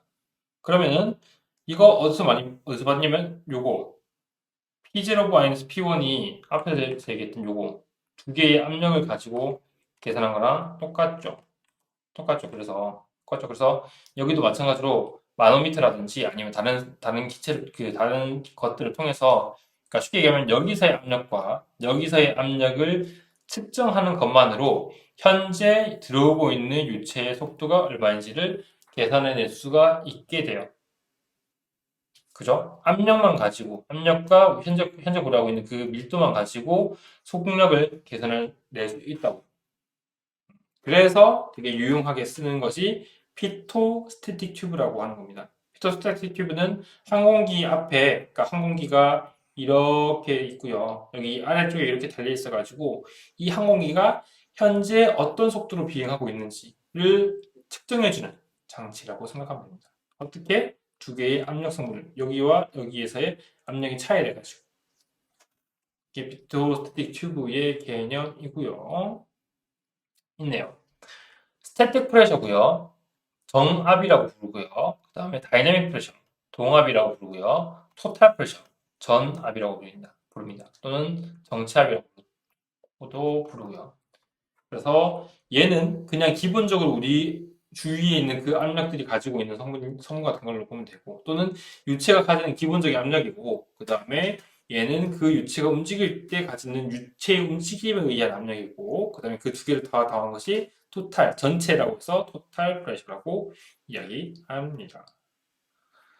자, 근데 주의를 해야 되는 건 뭐냐면은, 여기 있는 수식들은 크게 생각할 필요가 없고, 주의를 해야 되는 건 뭐냐면, 이 이퀘이션요, 요 이퀘이션 또는 베르노 이퀘이션, 그러니까 이 이퀘이션이 결국에는 베르노 이퀘이션에서 온 건데, 베르노 이퀘이션의 정의가 뭐였냐면, 이렇게 생긴 이 베르노 이퀘이션의 정의가 뭐냐면, incompressible flow에 한해서만 정리가 됐던 거잖아요. 그래서 속력이 작을 때만 이렇게 생긴 베르노 이퀘이션을 쓸 수가 있고요. 그 다음에 만약에 속력이 빨라요. 예를 들면은 뭐 마크 넘버가 0.7, 0.8 이런 정도의 속력이 돼요. 그러면 그때는 이 수식이 아니라 다른 형태로 생긴 베르노 이퀘이션을 써야 됩니다. 그래서 컴프레서블 플로우에 대해서는 다른 버전이 있다. 라는 내용을 이해해주면 되겠습니다. 자, 그 다음에 3.5 프레셔 코에피션트라고 해서 압력 계수에 대한 개념인데 압력 계수는 기본적으로 이렇게 생겼습니다. 그 위에는요, CP라고 해서 프레셔 코에피션트인데 얘는 분자의 압력에 대한 성분이 들어가고요. 분모의 속도에 대한 성분이 들어갑니다.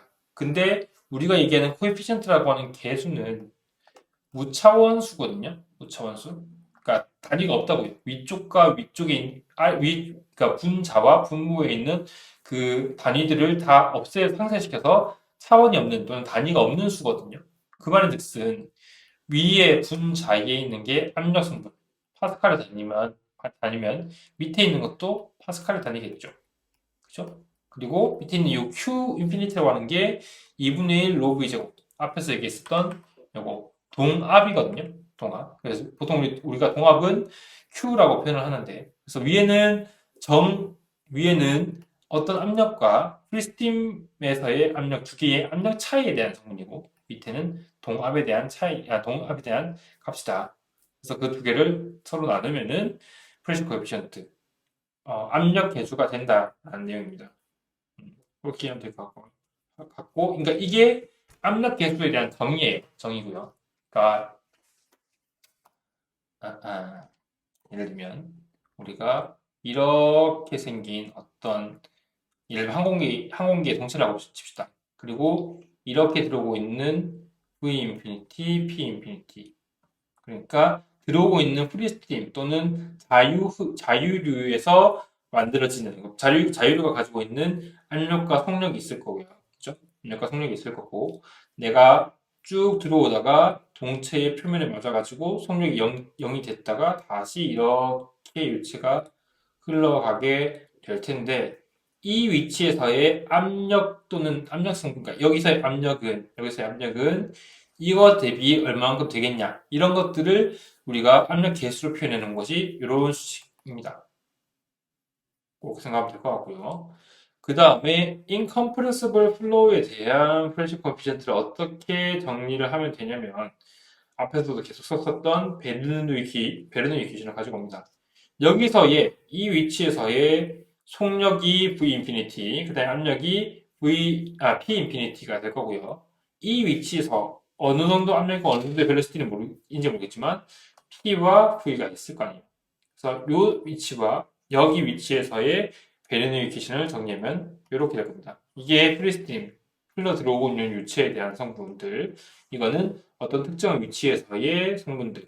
그러면은 이를 정리해서 P텀 이렇게 만들어주고요. 요거 이렇게 넘기고 요거 이렇게 넘겨서 P텀, V텀으로 정리를 하면 됩니다.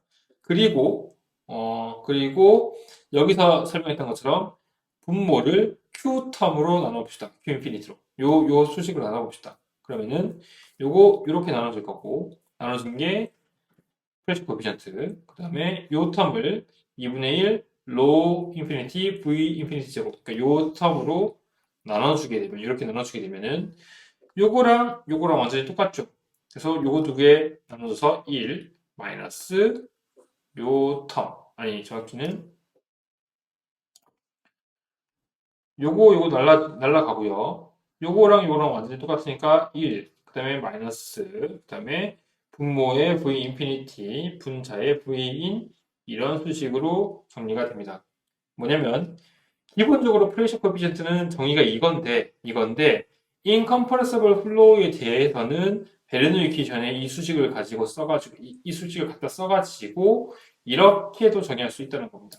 그러면은 우리가 얘는 압력도 알아야 되고 벨로시티도 알아야 되는 건데 얘는 벨로시티 성분만 알고 있으면은 그 위치에서의 프레셔 값을 그 프레셔 코에피션트를 알 수가 있죠. 그래서 더 수월하게 쓸 수 있게 됩니다. 참고를 하고요. 나중에 지금은 그냥 이렇게 생겼구나라고 하고 끝나겠지만 나중에 되면은 저 수식들을 쓸 일이 있을 거예요.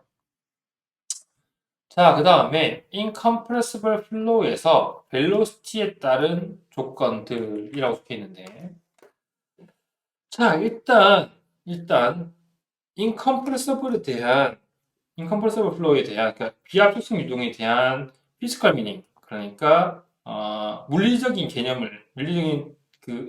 의미를 생각을 해보면요.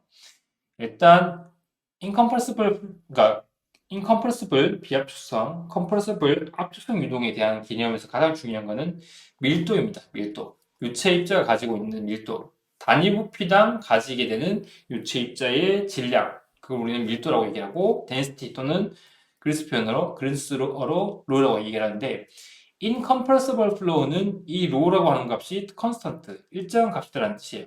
그러니까 예를 들면 하나의 공간 안에 공기가 가득 차서 한 1kg 정도의 질량을 가진다고 칩시다.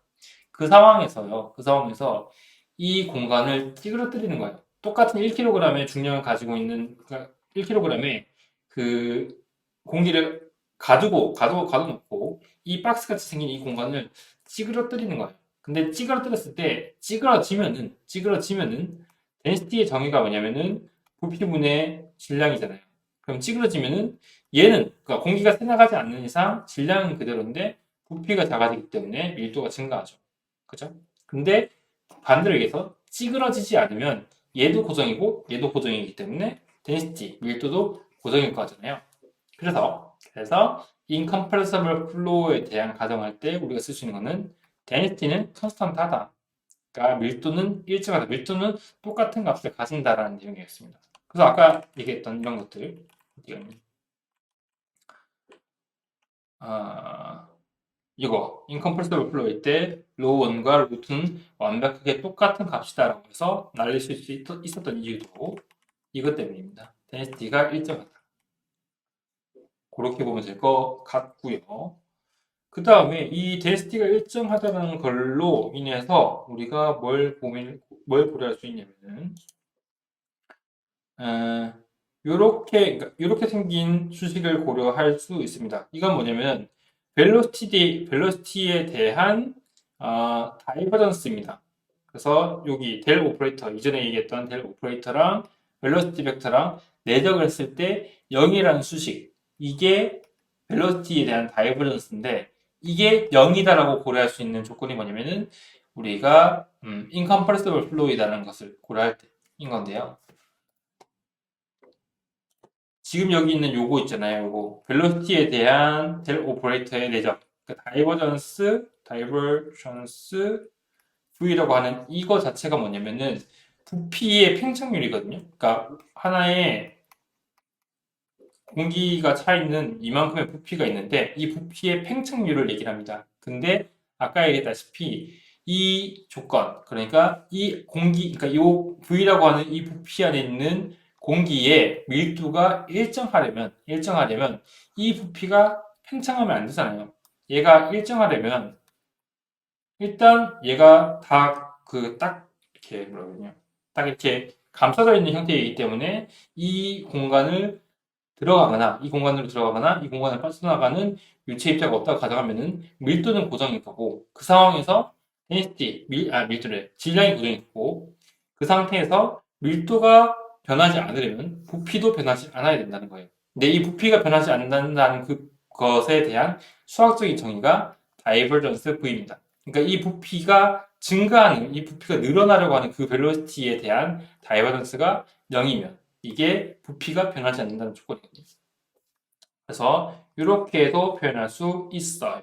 그리고 이 수식을 풀어서 쓰면 이렇게 됩니다.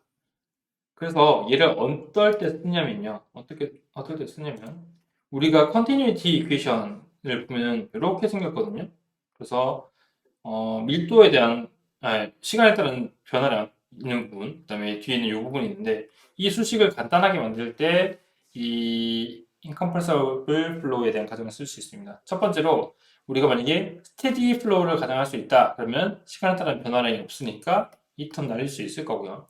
그 다음에 incompressible flow면은 지금 여기 보면 이게 다이버전스의 로우 v 제곱, 그러니까 로우 v 제곱이래. 로우 v 벡터가 0이라는 뜻이거든요. 요거 없다고 생각하고 요거만 보면 그 말은 즉슨 사실 로우에 대해서도 미분이 들어가요. 이 다이버전스라고 한 게 라운드 x, 라운드 y, 라운드 c 요거에 대한 텀이기 때문에 이것도 그러니까 변화량 또는 변수라고 생각을 하고 수식이 정의가 되어 있는데 incompressible flow라고 우리가 가정하는 순간 얘는 어떠한 위치에서도 상수 또는 같은 값을 가지잖아요. 그래서 이 미분에 대한 텀, 이 델 오퍼레이터에 대해서 자유롭게 드나들 수 있습니다. 그래서 얘가 이렇게 튀어나와서 이렇게 표현할 수 있을 거고 그 다음에 어차피 여기에다가 양쪽에다가 로우로 나눠주면은 전혀 변화량이 없으니까 요거 날라가서 이렇게 볼 수 있게 돼요. 그게 이거죠. 물리적인 의미로 따졌을 때는 이렇게 정리할 수 있고 그 다음에 컨티뉴티 이퀘이션에서 우리가 수학적으로 봤을 때 얘가 일정하다는 조건, 그 다음에 스테디 플로우라는 조건을 가정해서 얘가 튀어나오면은 이 수식이 똑같이 나옵니다. 이건 물리적인 의미에서의 수식, 얘는 수학적으로 컨티뉴티 이퀘이션을 incompressible flow에 대해서 적용하면 이 수식이 나오게 된다. 라는 내용입니다. 잘 모르겠으면 유치학을 찾아보도록 하세요. 자, 그 다음에 3.7 이제 새로운 내용이 들어오는데 3.7 governing equation for rotational incompressible flow 라플라스 이퀘이션이라고 얘기를 하는데요. 참고로 governing equation이라고 적혀 있는 요거죠. governing equation을 한글로 표현하면은 지배 방정식입니다.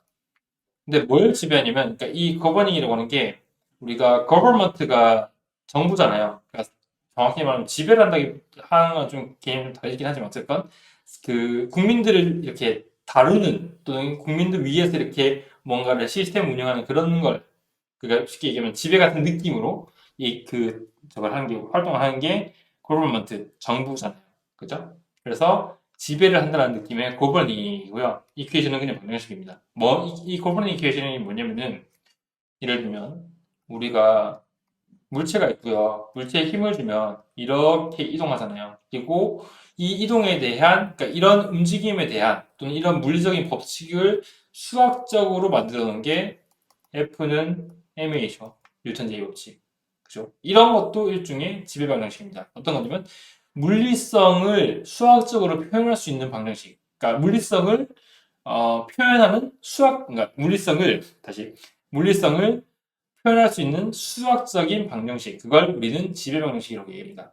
그러니까 모든 어떤 이런 물리의 어떤 흐름, 물리의 어떤 의미들을 담고 있는 또는 이런 물리성을 설명할 수 있는 그런 수식을 우리는 지배 방정식이라고 얘기해요. 마찬가지로 유체도 되게 막 이렇게 복잡하게 흘러가고 되게 뭐 이렇게 여러 가지 현상들이 발생하긴 하지만 이런 것들에 대한 골고루 이퀘이션, 이런 현상들을 수학적으로 표현할 수 있는 수식들이 있다고. 그것 중에 하나가 가장 유명한 나베스 이퀘이션이라든지 오일러 이퀘이션이라든지 여러 가지가 있고 그 중에서 일로테이셔널 플로우이고 그 다음에 인컴프레서블 플로우에 적응할 수 있는 수식 중에 하나가 라플라스라고 하는 사람이 만든 라플라스 이퀘이션, 라플라스 방정식이라는 겁니다. 자, 라플라스 방정식은 결국에는 이렇게 생겼거든요. 되게 간단하게 생겼어요. 그러니까 나베스토스 방정식은요 이렇게 생겼죠. 제일 처음에 이게 X 디렉션, 그러니까 X축 방향으로의 모멘텀 이퀘이션만 해도 이렇게 생겼어요. 그리고 이걸 풀었으면 이렇게 길어진다고요. 그러니까 사실 이 수식은 엄청나게 길고 엄청나게 복잡한 거고 여러 가지 텀들이 막 들어가 있는 건데 거기다가 이건 X축 방향으로의 성분만 있는 거니까 Y축, Z축에 대한 성분까지 다 들어오면 엄청나게 길어지고 엄청나게 커지거든요. 그러니까 되게 복잡한 수식인데 이거 말고 진짜 간단하게 쓸 수 있는 고번인 이퀘이션 중에 하나가 라플라스 이퀘이션입니다.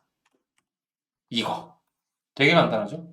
델 오퍼레이터 제곱이고요. 그 다음에 파이라고 하는 거는 지난주에 배웠었던 벨로시티 포텐셜인 건데 이걸로 델 오퍼레이터의 제곱에다가 벨로시티 포텐셜을 집어넣고 0이라는 수식을 만든 이거 자체가 라플라스 이퀘이션입니다. 끝이에요, 이게.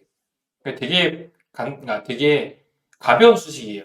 나베스톡스 이퀴시는 엄청나게 무겁고 엄청나게 어렵고 엄청나게 힘든 수식이고 그거에 비해서 엄청나게 가볍고 엄청나게 이해하기 쉽고 실제로 우리가 손으로 계산할 수 있을 정도의 수식 그런 게 라플라스 이퀴시입니다.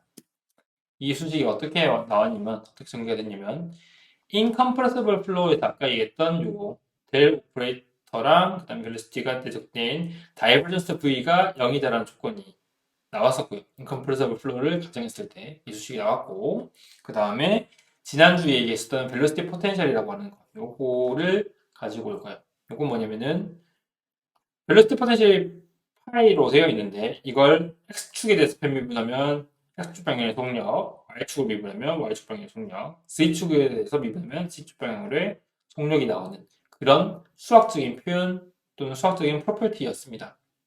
velocity potential이라고 하는 게 그래서 얘를 델 오퍼레이터를 해가지고 벨로시티를 계산할 수가 있어요. 뭔 말이냐면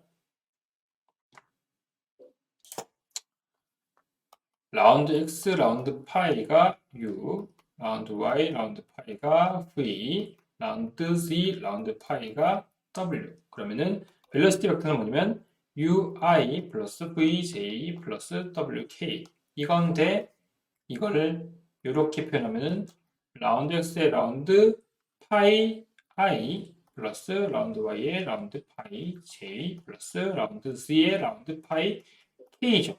이건 뭐냐면은 이겁니다.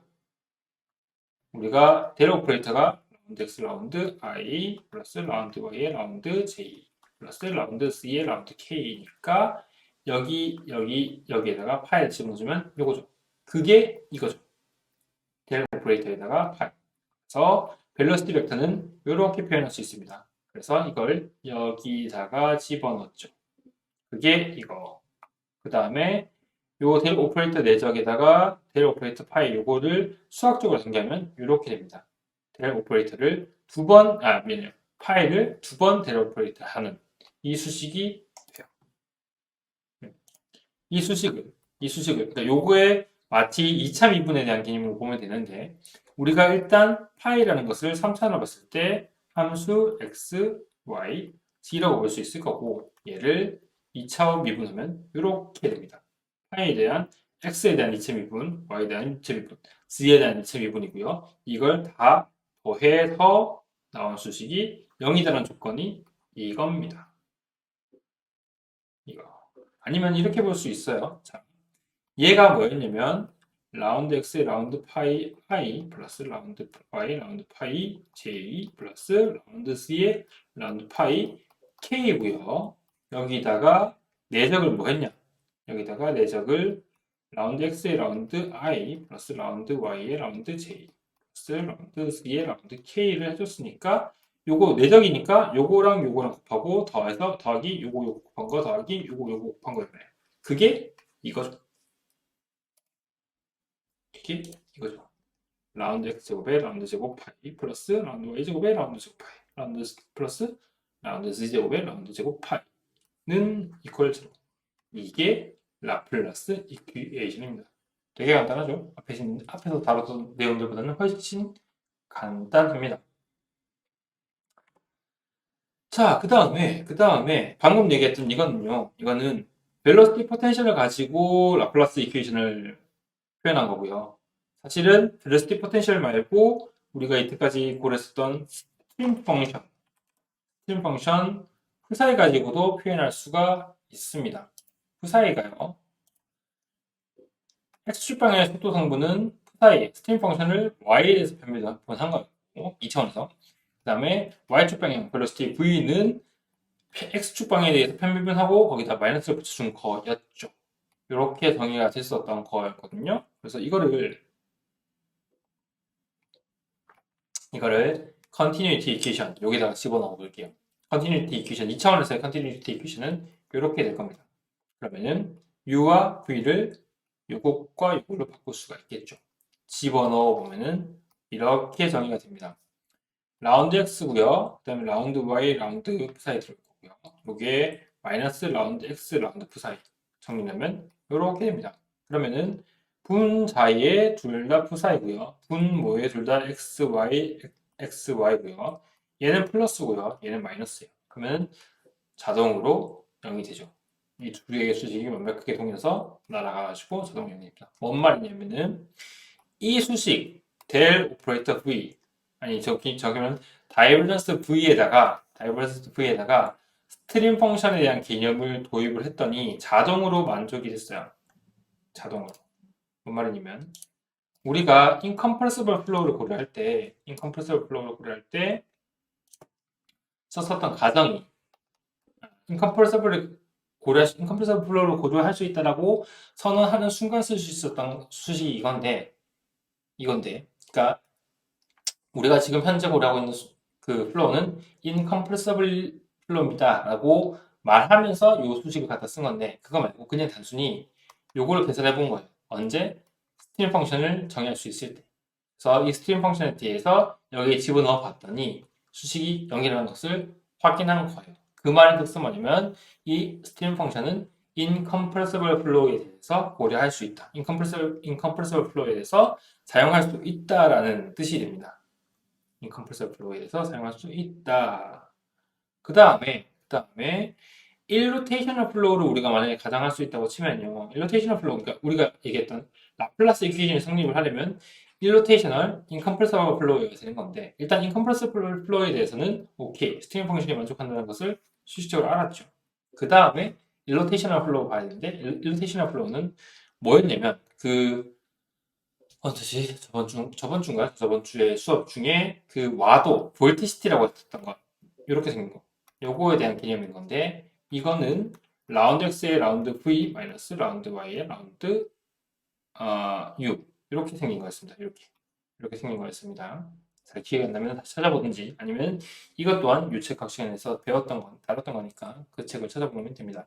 어쨌건 일로테이셔널 플로우를 가정할 수 있다면 이걸 가정을 한다면은 이렇게 생긴 수식이 0이다라는 조건을 우리는 줄 수가 있고요. 여기에다가 v랑 u를 이것과 이것을 넣어주면 이렇게 정리가 될 겁니다. 그 다음에 자세히 보면은 마이너스 붙었고요. 마이너스 붙었죠. 그러면 이거 두 개 날려서 플러스 줄 수가 있고 x제곱, y제곱 정리하면 이렇게 됩니다. 이퀄 제로. 이거 어디서 봤다? 여기 있는 이걸로 봤죠. 똑같죠? 파이고요. 사이고요. 물론 얘는 그 지난주에 설명했지만은 밸러시티 포텐셜은 3차원에 대해서 정의를 할 수가 있고 스테이트 펑션은 2차원에 대해서만 정의할 수가 있기 때문에 얘는 텀이 3개고 얘는 텀이 2개밖에 없는 거긴 하지만 어쨌든 생긴 거는 똑같이 생겼다. 아니면 밸러시티 포텐셜도 마찬가지로 2차원에 대해서만 고르면 요 텀이 없어지니까 요거랑 요거는 완전히 똑같이 생겼다. 어떻게? 이렇게. 맞죠? 요게 요것도 그러면 이렇게 생겼다라는 것을 알 수가 있습니다. 그러면은 라플라스 이퀘이션과 벨로시티 포텐셜, 스트림 펑션은 각각 서로 연관이 있다는 것을 알 수가 있는데 정리하면 어떠한 일로테이셔널 인컴프레시블 플로우도 그러니까 어떠한 비회전, 비압축성 유동도 그러니까 다시 설명 어떤 유동이 있는데요. 이 유동이 비회전성이고요. 비압축성이래요. 그러면은 그 유동은 velocity potential과 스틸 펑션을 정의할 수 있습니다. 그래서 결국에는 라플라스 이퀘이션을 쓸 수 있게 되고요. 다만 스틸 펑션은 개념 자체가 2차원에서 대해서만 그 정의가 되기 때문에 얘는 2차원에서만 쓰고 velocity potential은 스틸 펑션은 그리고 velocity potential은 3차원에서 고려할 수 있다. 반대로 얘기하면 어떤 라플라스 이퀴션의 솔루션, 그러니까 라플라스 이퀴션을 만족하는 어떠한 그 유체는 일로테이셔널 인컴프레서블을 만족하는 벨로시티 포텐셜과 스트림 펑션을 가지고 있다는 뜻이죠. 잘 이해가 안 가면 그냥 이렇게 생각하면 됩니다.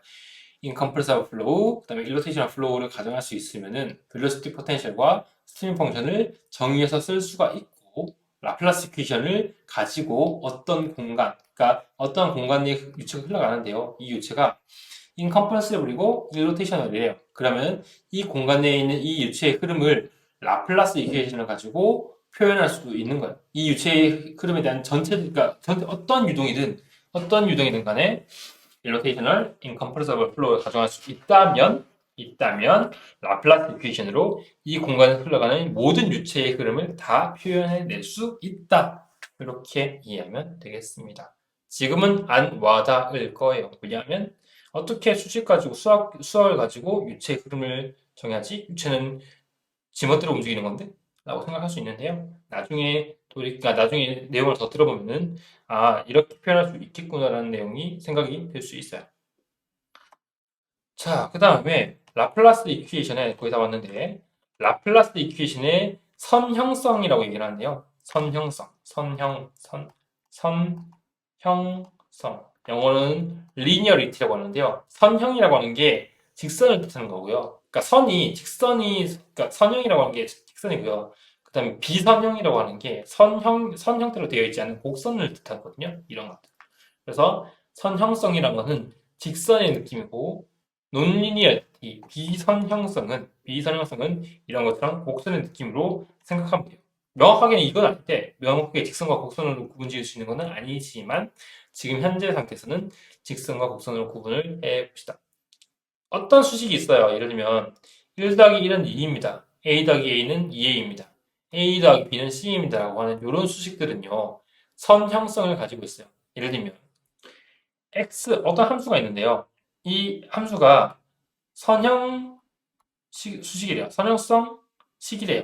그러면은 a를 집어넣었을 때 나오는 함수 fa가 있을 거고요. fxa가 있을 거고요. 똑같은 수식인데 xb를 집어넣었을 때 그 수식의 값은 fxb겠죠. 그러면은 우리가 이걸 한번 해봅시다. 요거랑 더하고요. 요거랑 더한 게 요거죠. 뭐냐면 이만큼 xa이고요. 이만큼이 xb고요. 이만큼이 fxa고요. 이만큼이 fxb입니다. 이해가요? 그러니까 여기 있는 요 가로축에 있는 것들 두 개 더한 거고요. 세로축에 있는 거 두 개 더해본 거예요. 그러면은 우리가 시작이 여기고요. 끝이 여긴 이만큼의 선을 그을 수 있죠. 그러니까 쉽게 얘기하면 요 직선 위에다가 이만큼 직선을 더한 거예요. 그러면 이만큼의 직선을 그을 수 있을 거라고요. 그렇게 했을 때 가로축 요만큼부터 요만큼까지는 xa 플러스 xb가 될 거고, 그 다음에 요거만큼 플러스 요만큼은 fxa 플러스 fxb 요거죠. 요건데 지금 요만큼을 함수에다가 집어넣으면 이거죠. 얘가 더하기 전과 뒤에 밑에 있는 독립변수를 더하기 전에 있는 그 두 개의 수식 값이 이것과 이거고요. 독립변수 두 개를 더한 값을 함수에 집어넣은 수식이 이겁니다. 이거 두 개가 같으면요. 이거 두 개가 같으면 선형성 수식이라고 얘기할 수 있어요. 이게 쉽게 얘기하면 이겁니다. 우리가 y는 x라는 수식을 봅시다. 이렇게 생겼죠? x, y잖아요. 그러면은 여기다가 1 집어넣으면은 f1은 1, 그리고 2 집어넣으면 f2는 2죠. 그리고 f3은 3이죠. 근데 이 3이란 건 1 더하기 2, 그리고 이거는 f1 더하기 f2죠. 뭔 말인지 가요? 이거 이렇게 딕선으로 그어지는 수식은요. 가로축, 그러니까 독립변수에 대한 합을 가지고 세로축 그 종속변수 또는 그 종속변수라고 짓고 함수의 값을 예측해낼 수 있어요. 어떻게? 더해서 단순히 이거랑 더해서. 또는 다른 함수 볼까요? 예를 들면 y는 2x를 봅시다. 그러면은 f의 1은 2죠. 여기 1 집어넣으면 2고, f2는 4죠. 여기 2 집어넣으면 4고. 그러면 f3은 얼마일까? 얘는 f1 더하기 2죠. 그런데 f1 더하기 f2로 볼 수 있을까요? 볼 수 있을 겁니다. 이거 2고요. 이거 4고요. 3 여기 집어넣으면 6이죠. 이겁니다. 우리가 이 값이 어떤 값이 될지는 잘 모르겠는데요. 우리가 알고 있는, 그러니까 우리는 이미 함수가 이렇게 생긴 걸 알고 있어요. 선형적으로 생긴 걸 알고 있어요. 근데 이거 모르고요. 수식이 어떻게 생긴지 몰라요. 이거 모르고 물음표인 상태이긴 한데요. 이 수식이 선형성을 가지고 있대요. 그리고 두 개의 값을 알고 있대요. 두 개의 1과 2에서의 함수의 값을 2와 4로 알고 있대요. 그러면은 이 함수가 선형성이라는 가정하에 f3는 이 두 개의 수식을 더한 걸로 계산할 수 있다 라는 겁니다. 이게 선형성을 가지고 있는 수식의, 그러니까 선형식의 특징입니다. 반대로요, 선형성이 없는 수식을 볼게요. 이거 우리가 앞의 내용과 굉장히 다른 건데, y는 x제곱을 봅시다. 그러면은 f1은 1이죠. 여기 1 집어넣으면 1제곱이니까 1. f2는 2 집어넣으면 4죠. 그럼 f3은 얼마일까? 계산해보면요. 이거 3 집어넣으면 9잖아요. 실제 값은 9거든요. 근데 이걸 f1 플러스 f2로 볼 수 있을까? 못 보죠. 이거 두 개 더하면 5니까. 실제 값은 9인데요. 이거 두 개 더하면 뭐라고요? 다르죠. 9와 5는. 그렇기 때문에 이거는 선형성을 가지는 수식으로 볼 수 없습니다. 또는 그러니까 우리가 이렇게 그래프로 보면은 이게 x제곱에 대한 xa를 집어넣었을 때 함수값, xb를 집어넣었을 때 함수값인데, 이 두 개를 단순히 그냥 그러니까 이렇게 리니어 함수처럼 요거 위에다가 함수 이렇게, 그러니까 여기 위에다가 요거 갖다 붙여가지고 요렇게 그리는 것처럼 이거 위에다가 이렇게 그리면 fxa와 fxb를 비교하면 요만큼이 되잖아요.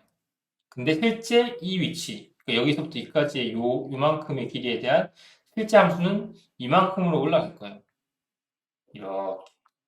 그러면은 내가 예상한 것은 값은 이건데 실제 값은 이만큼이니까 이만큼 갭이 있죠. 얘는 예상할 수 있죠. 요거 더하기 요거는 실제 요거 값이라는 것을 알 수 있죠. 그 차이입니다. 리니어리티는, 그러니까 선형성이 존재하는 함수 같은 경우에는 우리가 알고 있는 값 가지고 예측을 할 수 있어요. 이런 값이 될 거다라는 것을. 근데 논리니어티, 리얼 그 선형성이지 않은 또는 비선형 함수 같은 경우에는 예상을 할 수 없어요. 그런 특징이 있습니다. 그런데 다행스럽게도 라플라스 이퀘이션은 리니어리티를 만족합니다. 선형성을 만족을 한답니다. 그게 얼마나 좋은 거냐면요. 이런 거죠. 우리가 앞에서 얘기했었던 어, 이런 거라고 보면 돼요. 어떤 거냐면 여기다 씁시다. 우리가 예를 들면 뭐가 있을까? 그 실린더가 있고요. 2차원 실린더가 있고 2차원 실린더 주위에서 유체가 이렇게 흘러간대요. 이렇게 흘러간대요. 이렇게 흘러간대요. 그 다음에 한기를 뭘 해볼까요?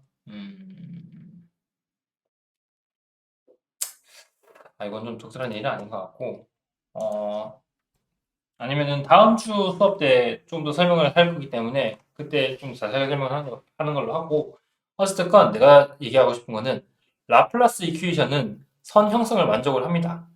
그래서 예를 들면 이겁니다. 밑에 있는 거로 설명하면 될 것 같네요. 실제 실린더가 이렇게 있으면요. 실린더 주위로 흘러가는 그 포텐셜 플로우, 그러니까 그 지난주에 얘기했었던 것처럼 비점성, 비압축성, 비회전을 고려할 수 있는 포텐셜 플로우는 이렇게 들어와서 유체가 이 실린더 주위를 이렇게 타고 흘러가요. 이렇게 타고 흘러가요. 이렇게 생기는 이런 형태의 유체의 흐름인데 이 유체의 흐름은 단순히 유니폼 플로우, 그냥 왼쪽에서 오른쪽으로 그냥 아무런 장애물 없이 흘러가는 이러한 유동에 대한 표현 방식과 그 다음에 뒤에서 얘기했지만 더블렛이라고 해서 유체가 이렇게 흘러와서 이렇게 들어가고 나왔다 들어가고 마치 우리 그 자석 N극과 S극 보면요. N극과 S극 보면은 여기서 자기장이 흘러나와서 자기장 맞죠? 자기장이 흘러나와서 이렇게 들어가서 우리 어릴 때 보면은 그 뭐라 지 철가루 같은 거를 철가루 위에다가 자석을 놓으면은 이렇게 철가루가 위치가 되는 것처럼 이런 형태의 그 수학적인 그러니까 유체의 흐름의 표현 방식이 있습니다. 전문적인 용어로 더블렛이라고 얘기를 하는데요. 요렇게 생겼어요. 요렇게 이쪽 방향으로 튀어나오고요. 이쪽 방향으로 흘러 들어가는 이런 흐름이 있습니다. 그래서 이러한 형태도 라플라스 이퀘이션을 만족하고요. 이러한 그냥 유니폼 이렇게 흘러오는 그냥 프리스트 멜로디처럼 흘러오는 이런 유니폼 플로우도 라플라스 이퀘이션 만족합니다. 그러면은 단순히 이것과 이것을 더해서 이렇게 만들 수 있어요. 이건 좀 복잡하죠. 이거는 그냥 흐르는 거고요. 얘는 일로 튀어나오고 이쪽으로 들어가는 건데 이거는 흘러 들어왔다가 여기서 좀 감속을 하고 가속을 했다가 이걸 지나가고 이렇게 이거랑 이거보다는 훨씬 복잡한 유동이거든요. 근데 이러한 복잡한 유동을 단순히 이 유동과 이 유동을 진짜 더해가지고 왜냐면은 라플라스 이퀘이션을 리니어리티로 만족하거든요. 그래서 이 요건, 그러니까 이 유동과 이 유동을 그냥 진짜 서메이션 더해가지고 이걸로 만들어낼 수 있어요. 되게 그 좋은 특징인 건데 뭐 자세한 내용은 다음 주에 다시 설명하겠지만 이러한 특징을 가지고 있는. 그러니까 우리가 그러니까 우리가 복잡한 유동이 있더라도 그 유동이 라플라스 이퀘이션을 만족하는 유동 또는 포텐셜 유동 또는 인컴프레서블 일로테이셔널 플로우인 유동이다라고 하면은 굉장히 간단한 여러 개의 유동 형태를 잘 조합해서 이러한 복잡한 유동을 만들어낼 수 있습니다. 여기까지만 설명할게요. 이거 다음 주에 다시 다룰 내용이니까 여기까지만 설명하고 복잡한 내용, 여기 있는 내용들 하지 말고요. 얘기하지 말고. 자, 그래서 아까 얘기했던 이것만 설명 넘어갑시다.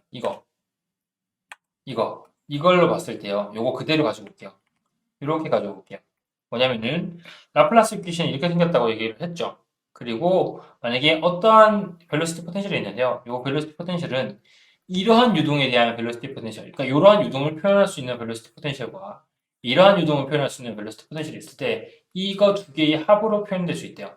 지금 여기는 n개라고 표현되어 있지만 그냥 두 개로만 보면은 이렇게 표현할 수 있대요. 이 파이는 파이 1과 파이 2로 저거 할 수 있대요.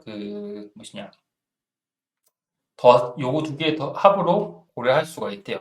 그러면은 이 수식 자체를 보면은 델 오퍼레이터의 제곱은 요렇게 쪼개져서 들어갈 수 있거든요. 요렇게 들어갈 수 있거든요. 그러면은 자, 이거죠.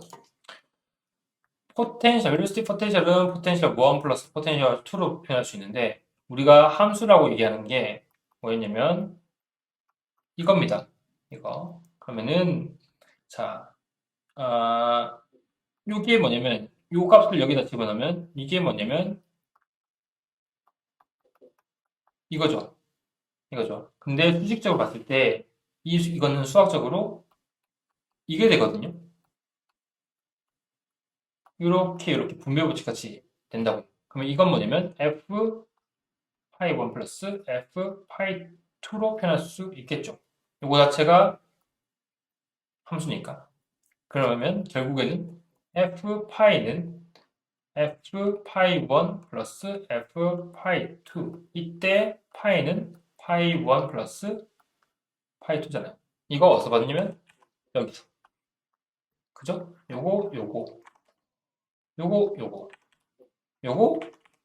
요거. 그죠? 그래서 앞에서 얘기했던 요거. 그러니까 뭐냐면 함수가 리니어리티 또는 선형성 함수이기 때문에 어떠한 함수의 값 두 개를 더해서 새로운 함수의 값을 요추해낼 수 있는 것처럼 이것도 마찬가지로 이러한 유동이 있고요. 이러한 유동이 있는데 이런 간단한 유동들을 잘 좋아보면 어떠한 복잡한 유동들도 다 설명하거나 또는 수학적으로 해낼 수 있다라는 게 선형성 라플라스 이퀘이션의 어떤 선형성의 특징 또는 굉장히 큰 장점입니다. 그래서 그냥 이것만 이해하고 이것만 알고 넘어갑시다.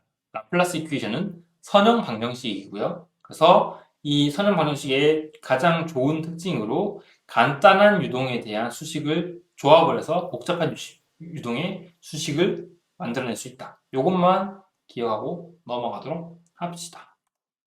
자, 그래서 오늘 수업은 여기까지 하도록 하고요. 내용이 좀 길었는데 학생들이 수학의 향연에서 벗어나지 못했다는 것을 나도 충분히 알고는 있어요. 그래도 자세히 이렇게 수학식을 드라이브 해보면서 찾아보면은 되게 재미있는 내용들도 많고요. 느끼는 바도 많을 것 같아서 한번 해보면 좋을 것 같고. 네, 오늘 수업은 여기까지 하고요. 다음 주에 다시 보도록 합시다. 네, 고생했습니다.